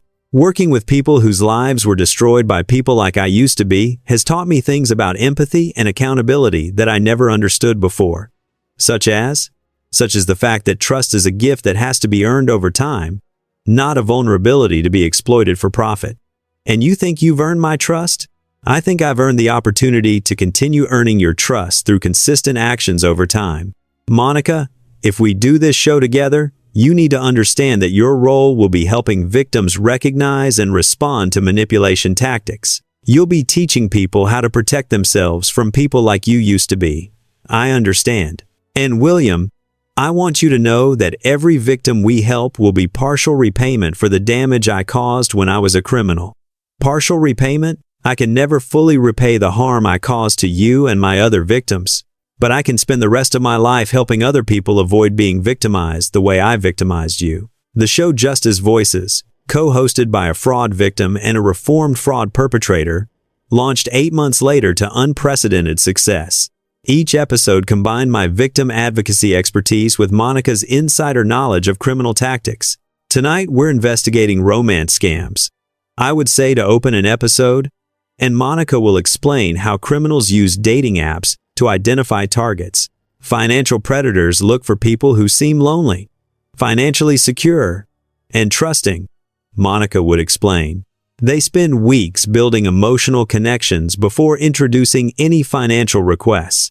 And William will show you how to document evidence if you suspect you're being targeted, I would add. The dynamic worked perfectly. My calm, methodical approach balanced Monica's direct, sometimes uncomfortable insights into criminal thinking. Viewers trusted me because they knew I'd been victimized, and they believed Monica because her former criminal perspective helped them understand predator psychology. But the most powerful episodes were the ones where Monica interviewed other reformed criminals about their methods and motivations. Why did you target elderly victims specifically? Monica asked a former inheritance scammer. Because older people are more trusting and less likely to understand modern financial systems well enough to recognize sophisticated scams. And how did you overcome their natural caution? By spending months building relationships and presenting myself as someone who could help them protect their money from other scams. These conversations provided insights that law enforcement and victim advocates could never access. Because reformed criminals understood the psychology of active criminals in ways that honest people couldn't. 1 year after Justice Voices premiered, we received a letter that made everything feel worthwhile. Dear William and Monica, the letter read, I'm writing to thank you for probably saving my life savings. After watching your episode about investment scams, I realized that my financial advisor was using several manipulation tactics you described. I followed William's documentation protocols and discovered that my advisor had stolen over $200,000 from my retirement accounts. Thanks to the evidence I gathered using your methods, he's now facing federal charges and I'm recovering my money. Monica, I especially want to thank you for explaining how criminals justify their actions to themselves. Understanding that predator psychology helped me recognize that my advisor's justifications for unusual investment strategies were actually criminal rationalizations. You've taken the worst experience of your lives and transformed it into a resource that's protecting thousands of other people from similar harm. Similar letters arrived every week from viewers who'd used our investigation techniques to expose financial crimes, escape romance scams, and protect themselves from various fraud schemes. Monica and I had taken the wreckage of our relationship and transformed it into something that was helping victims across the country. The quiet guy who'd been criticized for being too passive was now reaching millions of people every week. And the manipulative criminal who'd exploited trust for profit was now teaching people how to protect themselves from exploitation. Sometimes the most devastating form of revenge is transforming your enemy into your most effective ally. My voice had reached millions, and Monica's voice was amplifying mine. 10 years after discovering Monica's first theft, I received an invitation that would bring my story full circle in the most unexpected way possible. Harvard Business School wanted me to deliver their commencement address about strategic thinking, patient investigation, and transforming adversity into opportunity. "Mr. Williams," said Dean Patricia Foster during our planning call, "your case study is taught in our courses on crisis management, strategic patience, and victim empowerment. We think our graduates would benefit from hearing directly from someone who transformed a personal catastrophe into a movement for social justice." Harvard Business School, the institution where I'd never imagined I'd be welcome, was now inviting me to address their graduating class. "Dean Foster, what aspects of my experience do you think would be most relevant for business school graduates?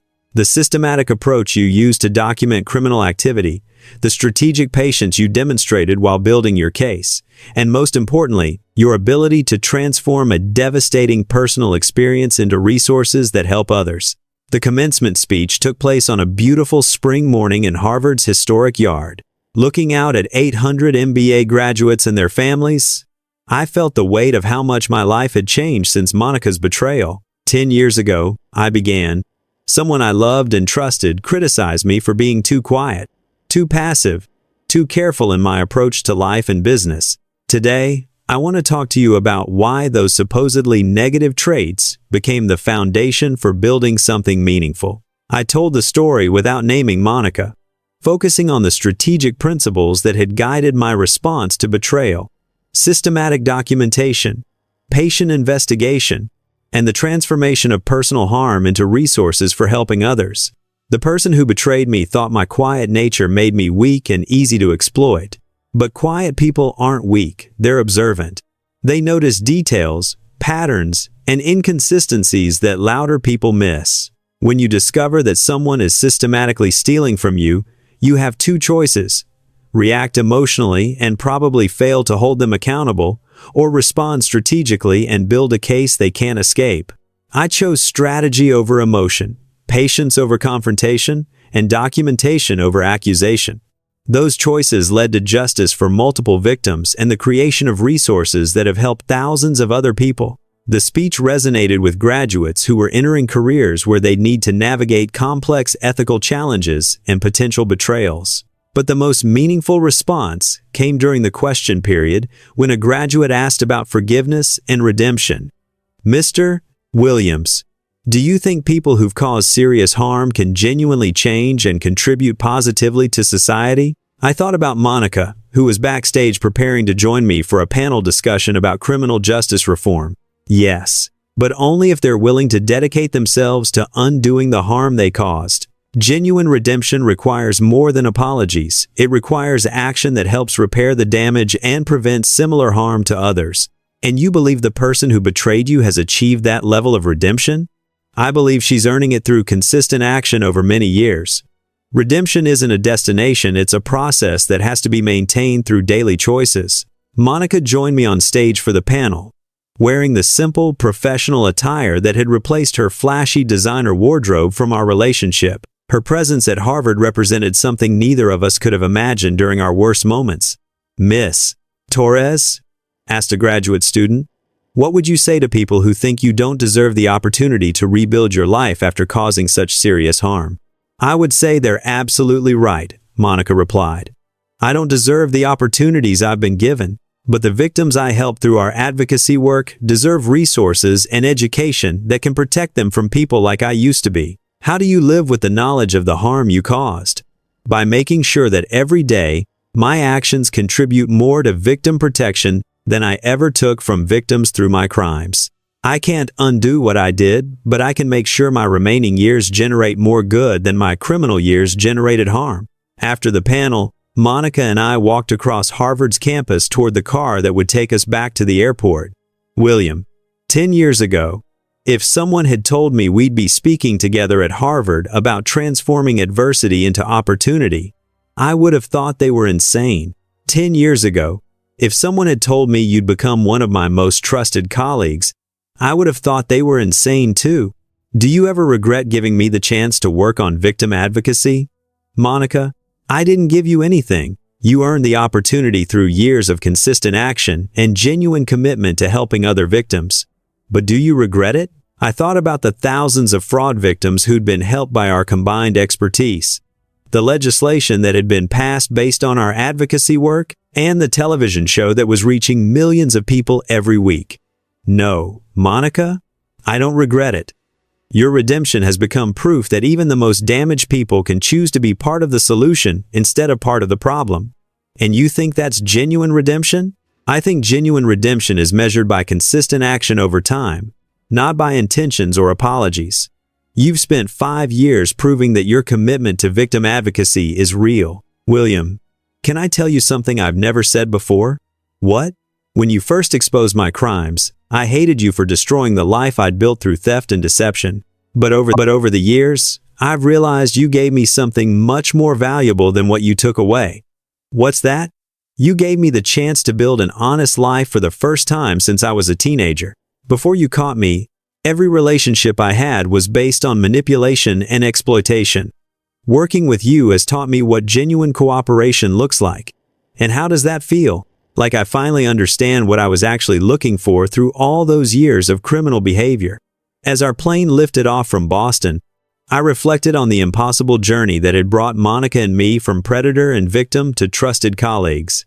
It hadn't been easy, and it hadn't been quick, but it had been real. Monica's theft had forced me to discover capabilities I never knew I had. My investigation had forced her to confront behavior patterns she'd never examined. Together, we'd built something that neither of us could have created alone. A model for transforming personal harm into resources for helping others. The quiet guy who'd been criticized for being too passive was now influencing national policy on victim empowerment. And the manipulative criminal who'd exploited trust for profit was now dedicating her life to helping others protect themselves from exploitation. It wasn't the ending either of us had planned 10 years earlier, but it was the ending we'd both earned through daily choices to prioritize justice over revenge, cooperation over conflict, and healing over hatred. My voice had reached millions. Monica's voice was amplifying mine. And together, we were proving that the most powerful form of justice is the kind that transforms enemies into allies who work together to prevent others from experiencing the harm they'd once caused. 15 years after that first overheard phone conversation changed everything, I found myself in the most unlikely setting imaginable. The visiting room of a federal prison in Texas, sitting across from Derek Henderson as he prepared for his release after serving his full sentence. Derek had served 12 years for his role in Monica's fraud scheme, refusing all opportunities for early release because he'd insisted on completing his full sentence as penance for his crimes. William, Derek said, looking older and more thoughtful than the cocky real estate investor I remembered from surveillance photos. I wanted to apologize to you personally before I'm released. Derek, you've been in prison for 12 years. I think you've already paid for your participation in Monica's scheme. Prison time isn't the same as personal accountability.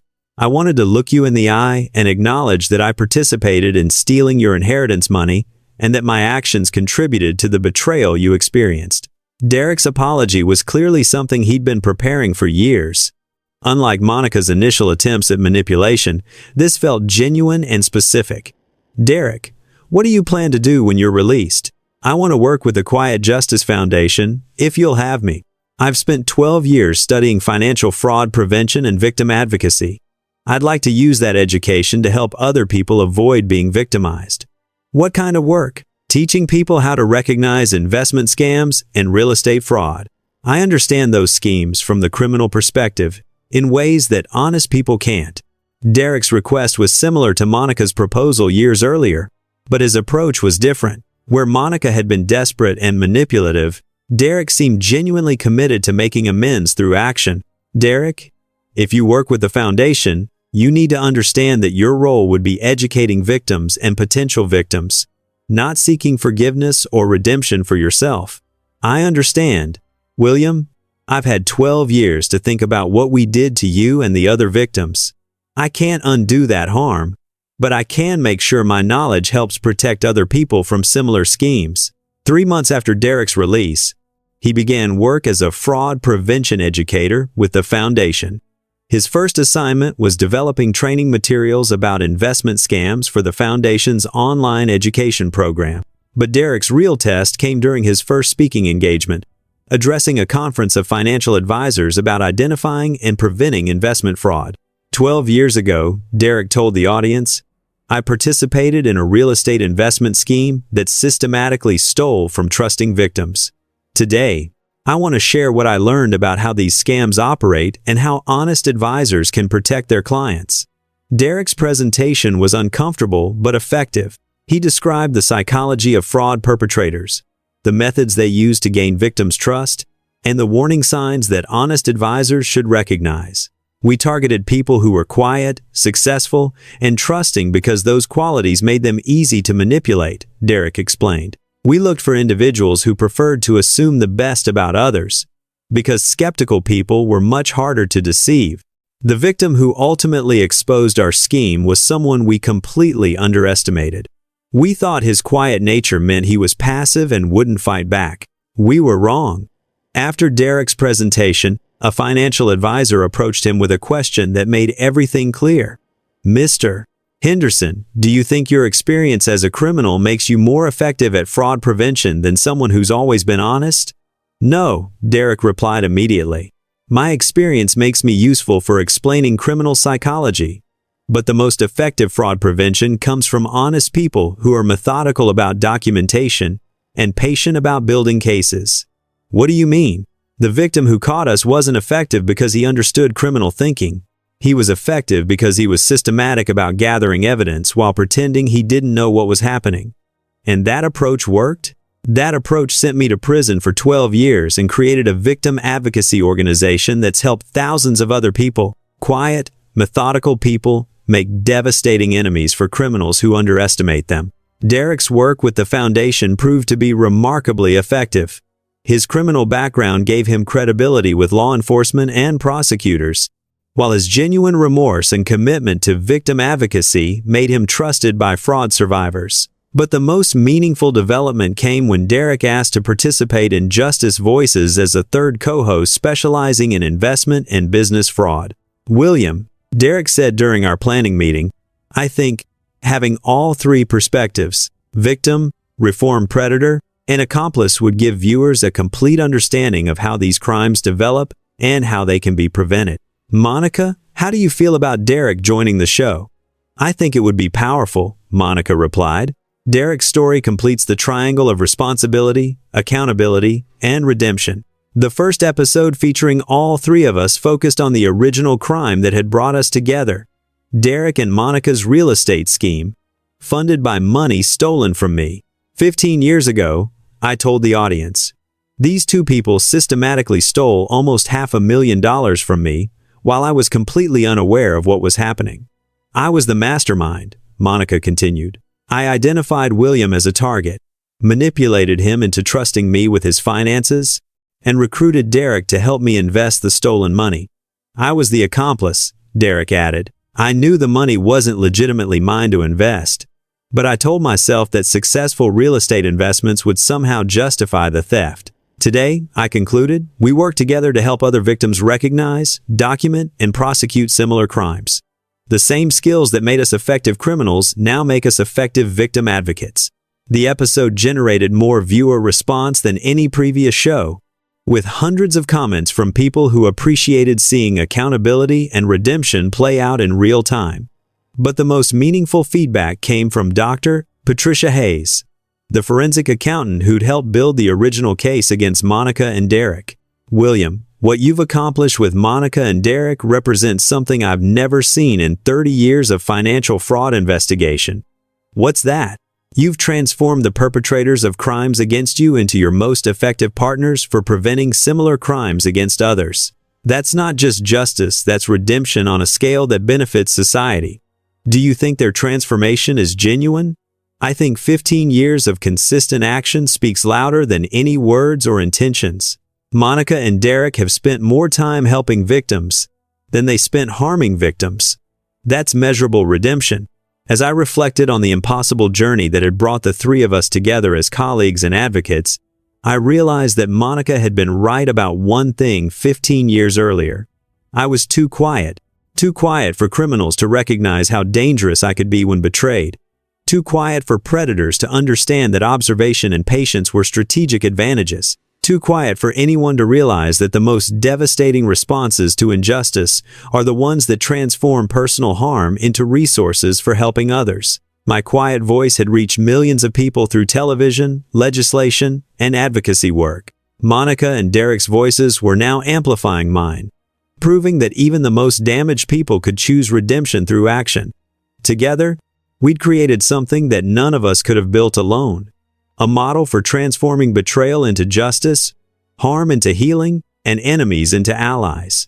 Monica had criticized me for being too quiet, but it turned out that quiet voices, when used strategically, could reach millions of people and change thousands of lives.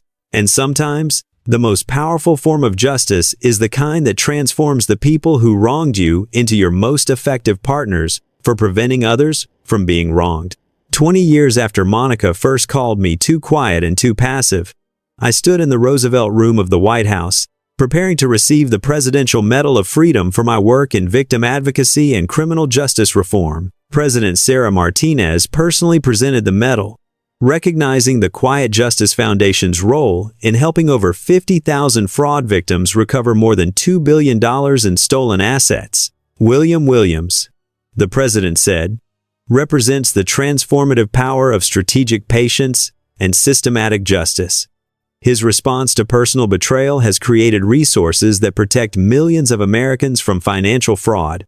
In the audience sat Monica and Derek, both now senior advocates with the foundation, both having dedicated their post-prison lives to undoing the harm they'd once caused. Also present were dozens of fraud victims who'd used our documentation protocols to build successful cases against their own predators. 20 years ago, I said in my acceptance speech, someone I loved criticized me for being too quiet, too careful, and too trusting.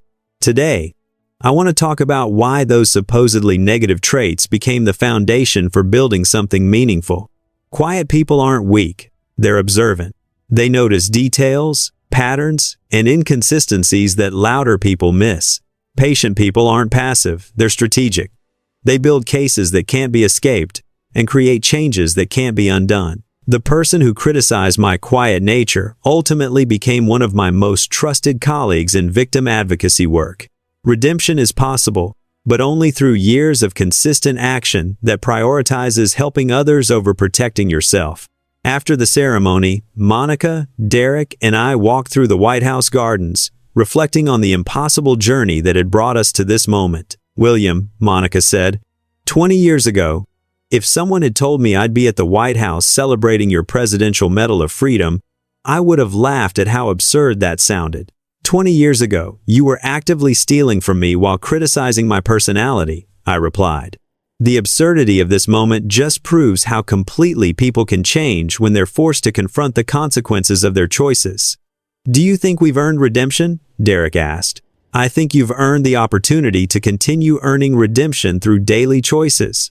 Redemption isn't a destination, it's a process that has to be maintained through consistent action. And you think the work we've done with the foundation constitutes sufficient restitution for our original crimes? I think the 50,000 victims who've been helped by our combined expertise might have opinions about that. But Derek, the question isn't whether you've done enough. The question is whether you'll continue doing the work regardless of whether anyone thinks you've done enough. That evening, at the Foundation's annual gala in Washington, I delivered what would be my final speech as the organization's director before retiring to focus on writing and education. 20 years ago, I told the audience of victims, advocates, and reformed criminals, I discovered that someone I loved was systematically stealing from me. That discovery forced me to choose between accepting victimization or fighting for accountability. Tonight, I want to talk about the choice that defined everything that followed. The decision to build rather than destroy, to heal rather than harm, and to transform enemies into allies through the power of strategic patience. The Quiet Justice Foundation has helped 50,000 victims recover stolen money and dignity. But our greatest achievement isn't the money we've recovered, it's the proof that victims can become advocates, that criminals can become educators, and that the most devastating form of justice is the kind that transforms your enemies into your most effective partners. Monica Torres and Derek Henderson, who once stole from me and lied to me, are now trusted colleagues who've dedicated their lives to helping other victims. Their transformation doesn't erase their original crimes, but it proves that genuine accountability can lead to genuine redemption. To the victims in our audience, your quiet voices matter. Your careful documentation matters. Your patient pursuit of justice matters. You have the power to transform personal harm into resources that protect others. To the advocates in our audience, trust the victims to be their own best investigators. Provide them with tools, training, and support. But remember that they're motivated to be thorough in ways that outside helpers can never be. And to anyone who's ever been told they're too quiet, too passive, or too trusting, those aren't weaknesses to be fixed. They're strategic advantages to be leveraged. The foundation would continue under new leadership, but its core mission would remain the same: empowering fraud victims to gather evidence, pursue justice, and transform personal harm into resources for helping others. Monica would continue her work as a fraud prevention educator, speaking to audiences across the country about criminal psychology and victim protection. Derek would continue developing training materials for law enforcement and financial professionals about investment fraud and business scams. And I would continue writing and speaking about strategic patience, systematic justice, and the transformative power of turning enemies into allies. But the most meaningful recognition came in a letter from the FBI's Financial Crimes Division, announcing that the investigation protocols developed by our foundation were being adopted as standard practice for federal fraud cases. Mr. Williams, the letter read, your victim empowerment model has fundamentally changed how federal law enforcement approaches financial fraud investigations. The systematic documentation protocols you developed have become the gold standard for building unbeatable cases against financial predators. Your personal case against Monica Torres and Derek Henderson is taught at the FBI Academy as an example of how strategic patience and methodical evidence gathering can overcome sophisticated criminal enterprises. Thank you for proving that victims can be their own best advocates and that quiet people make the most dangerous enemies for criminals who underestimate them. As I read the letter in my study, surrounded by awards and recognition from 20 years of advocacy work, I thought about that first phone conversation that had changed everything. Monica's dismissive laughter when she'd called me clueless and too quiet to ever figure out what's happening. She'd been wrong about my intelligence, wrong about my capabilities, and wrong about the strategic advantages of quiet observation and patient action. But she'd been right about one thing. I was quiet. Too quiet for criminals to recognize how dangerous I could be when betrayed. Too quiet for predators to understand that careful people make better investigators than impulsive people. Too quiet for anyone to realize that the most devastating responses to injustice are the ones that transform personal harm into systematic change. My quiet voice had reached millions of people through television, legislation, education, and advocacy work. Monica and Derek's voices had amplified mine, proving that redemption was possible through years of consistent action that prioritized helping others over protecting themselves. Together, we'd built something that none of us could have created alone. A model for transforming betrayal into justice, victims into advocates, and enemies into allies. Monica had said I was too quiet. She was right, and my quiet voice had changed the world. 5 years after receiving the Presidential Medal of Freedom, I found myself in the most unlikely setting yet. A maximum security federal prison in Colorado, visiting Theodore Morrison, the mastermind of a Ponzi scheme that had defrauded over 3,000 victims of more than $50 million. Morrison had reached out through his attorney, requesting a meeting about potential cooperation with victim advocacy work. At 68 years old, facing a life sentence, he claimed to want to share his knowledge about financial fraud schemes to help protect future victims. Mr. Williams, Morrison said as we sat across from each other in the prison visiting room, I've been following your work with the Quiet Justice Foundation for years. What you've accomplished with victim empowerment is remarkable. What do you want, Theodore? I want to help. I spent 30 years perfecting financial fraud schemes that destroyed thousands of lives. I'd like to spend whatever time I have left helping victims recognize and respond to people like I used to be. Theodore Morrison was different from Monica and Derek. His crimes had been larger in scope, more sophisticated in execution, and more devastating in impact. But his approach to accountability seemed similar. Genuine remorse combined with specific knowledge that could help protect others. Theodore, why would you want to help victims? What do you get out of it? Nothing. I'm never getting out of prison, and I've already lost everything I stole from victims. But Mr. Williams, I've spent 5 years thinking about the harm I caused, and I've realized that my knowledge about criminal psychology could be valuable for fraud prevention. What kind of knowledge? How sophisticated criminals identify targets, build trust, maintain deception over years, and avoid detection by both victims and law enforcement. And you think sharing that knowledge would constitute meaningful restitution? I think it would be the beginning of meaningful restitution. Mr. Williams, I can't undo the harm I caused to 3,000 families, but I might be able to help prevent similar harm to future victims. Theodore's proposal was intriguing but complicated. Unlike Monica and Derek, he would never be released from prison to demonstrate his commitment through years of advocacy work. His redemption, if possible, would have to occur entirely within the confines of federal incarceration. Theodore, what specifically are you offering?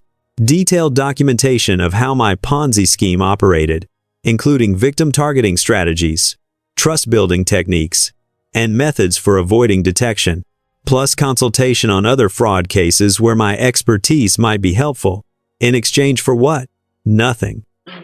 I'm not seeking reduced sentences, better prison conditions, or public recognition. I just want my knowledge to be useful for protecting people instead of exploiting them.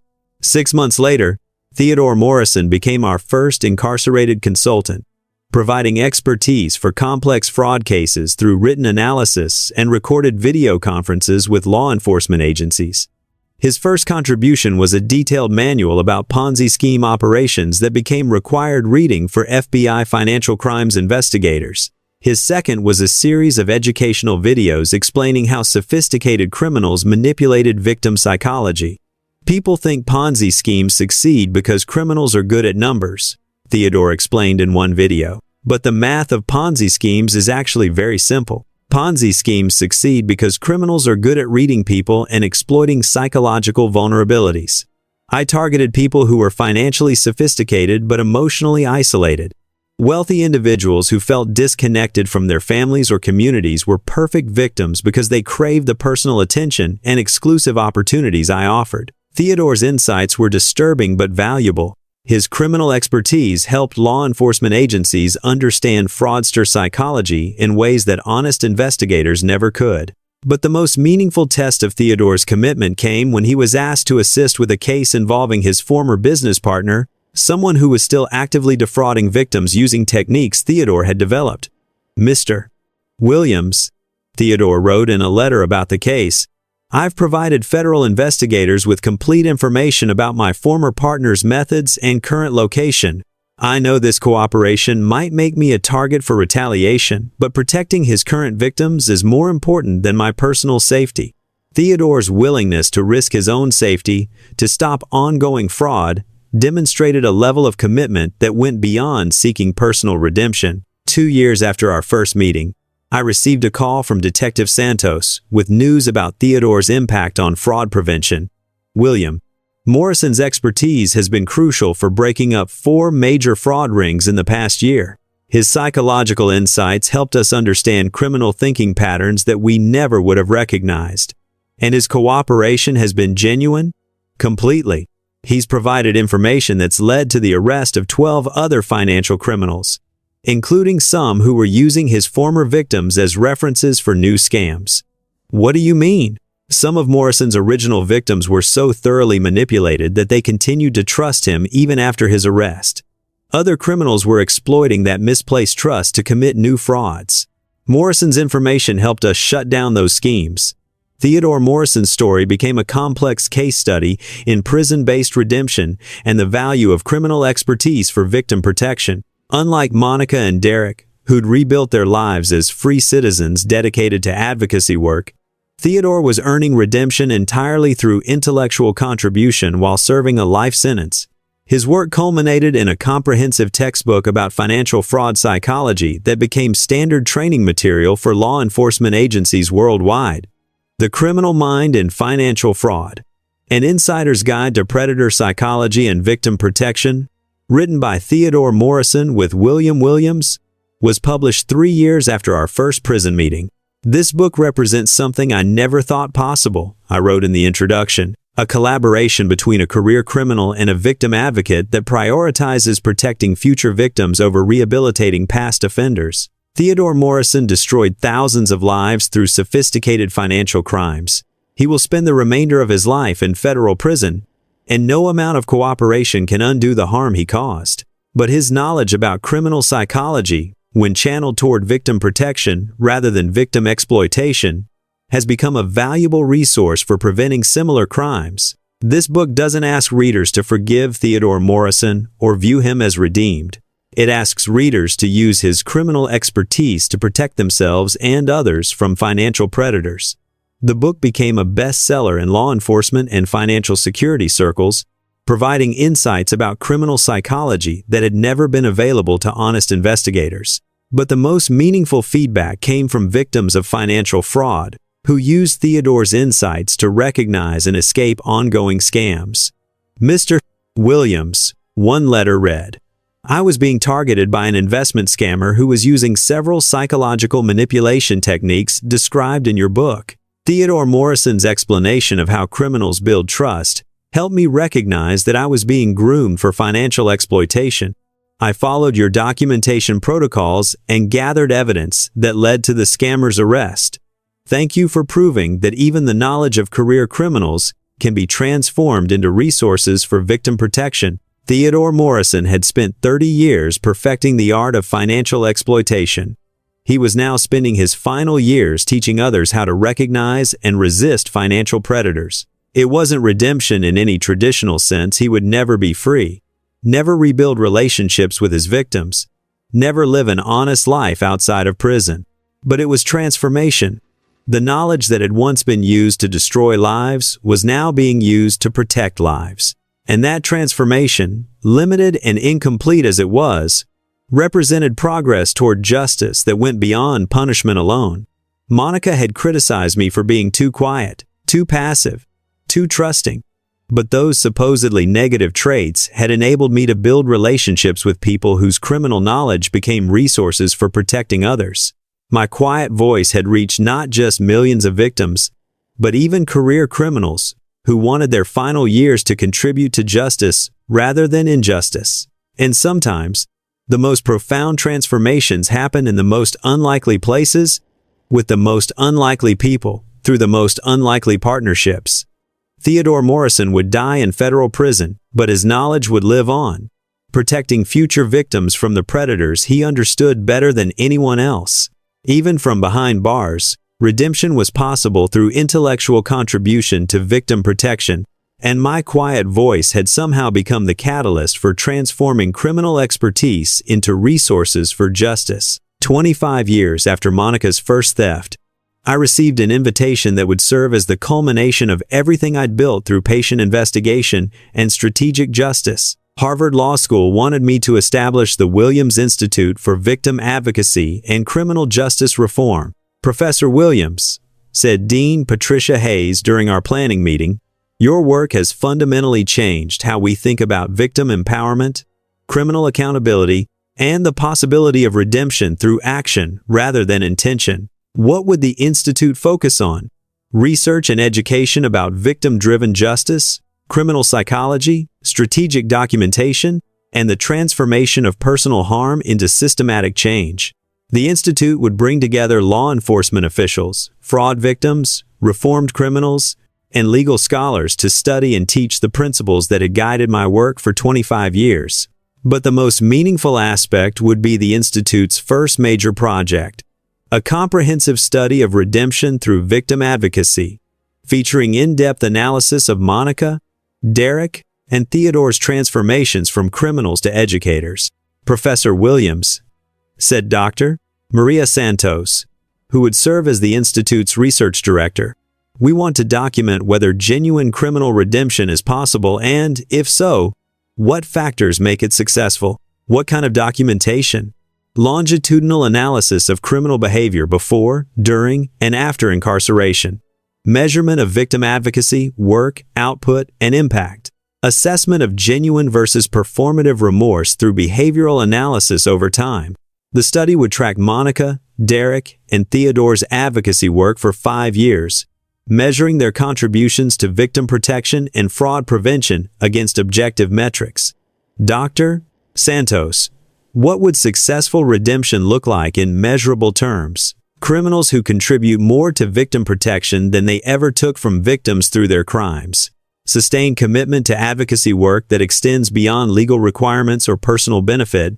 And unsuccessful redemption? Criminals who use advocacy work as performance to gain sympathy, reduce sentences, or public rehabilitation without genuine commitment to helping victims. The research began immediately, with detailed analysis of Monica's 15 years of fraud prevention education, Derek's 10 years of investment scam awareness work, and Theodore's 5 years of incarcerated consultation on complex fraud cases.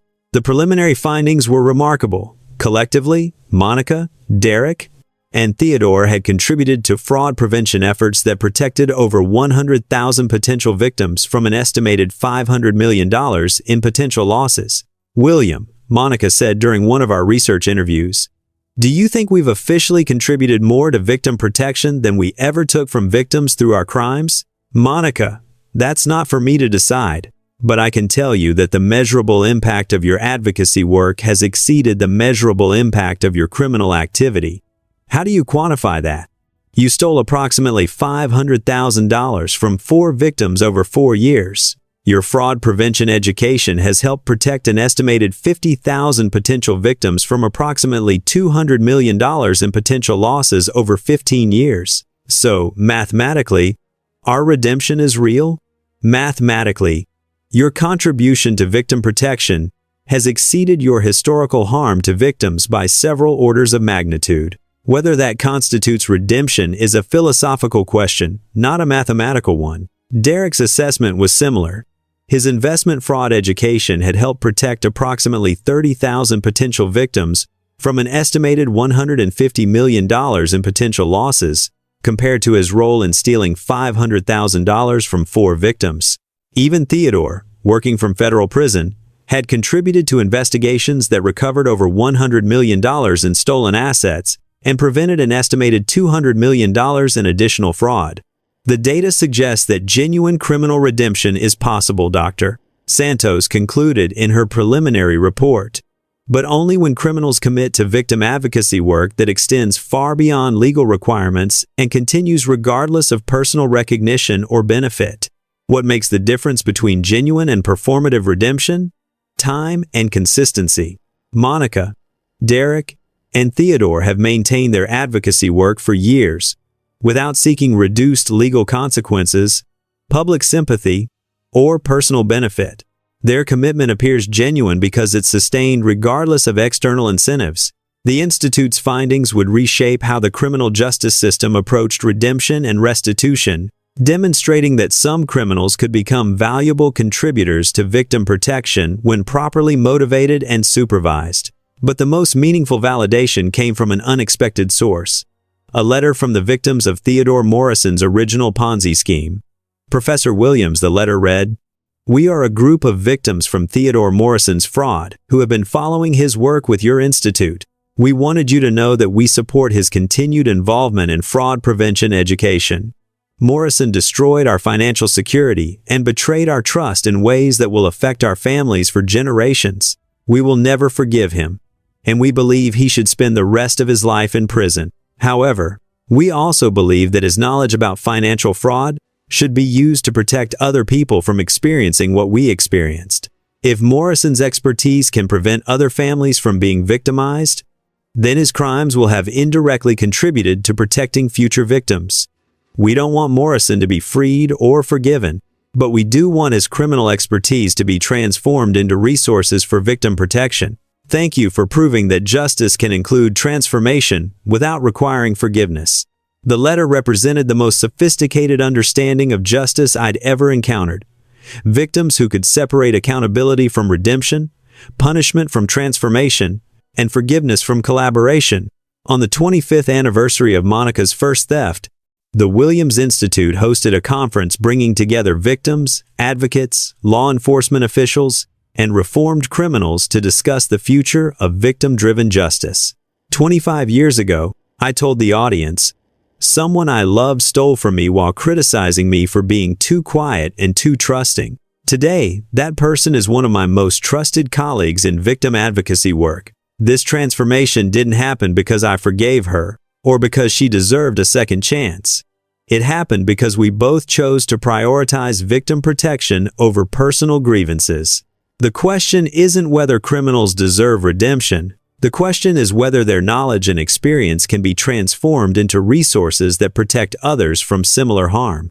Monica Torres, Derek Henderson, and Theodore Morrison have spent years proving that the answer is yes, but only through sustained action that prioritizes helping victims over rehabilitating criminals. Monica took the podium for her portion of the presentation, wearing the simple professional attire that had replaced her flashy criminal-era wardrobe. 25 years ago, I criticized William Williams for being too quiet, too passive, and too trusting. Those criticisms led to the biggest mistake of my criminal career, underestimating someone who turned out to be much more strategic than I'd realized. Today, I want to talk about why victims should trust their instincts, document their evidence, and pursue justice regardless of how quiet or passive other people think they are. Williams' quiet investigation saved not just his own money, but the money of thousands of other victims who were helped by the foundation he built. His supposedly passive nature enabled him to gather evidence that sent 3 criminals to prison and transformed them into victim advocates. To the victims in our audience, your quiet voices matter more than the loud voices of the people who wronged you. Your careful documentation matters more than dramatic confrontations. Your patient pursuit of justice matters more than quick emotional responses. And to anyone who's ever been criticized for being too quiet, remember that the most dangerous people are often the ones who speak softly and observe carefully. The conference concluded with the announcement of the Williams Institute's first major policy recommendation, federal legislation requiring that white-collar criminals contribute to victim advocacy and fraud prevention education as a condition of any plea agreements or sentence reductions. Criminal expertise should serve victim protection. The recommendation stated, criminals who want reduced sentences should earn them by contributing to efforts that protect future victims from similar crimes. As I looked out at the audience of victims who'd become advocates, criminals who'd become educators, and law enforcement officials who'd learned to leverage both perspectives, I realized that Monica had been right about one crucial thing 25 years earlier. I was too quiet. Too quiet for criminals to recognize how dangerous I could be when betrayed. Too quiet for predators to understand that observation and patience were strategic advantages. Too quiet for anyone to predict that my response to injustice would transform enemies into allies and personal harm into systematic change. But she'd been wrong about everything else. Quiet people aren't weak, they're strategic. Passive people aren't powerless, they're patient. And trusting people aren't naive, they're optimistic enough to believe that even criminals can choose redemption through action. My quiet voice had reached millions of victims, influenced national legislation, and transformed multiple criminals into advocates for justice. Monica Torres had criticized me for being too quiet. She was absolutely right. and my quiet voice had changed the world.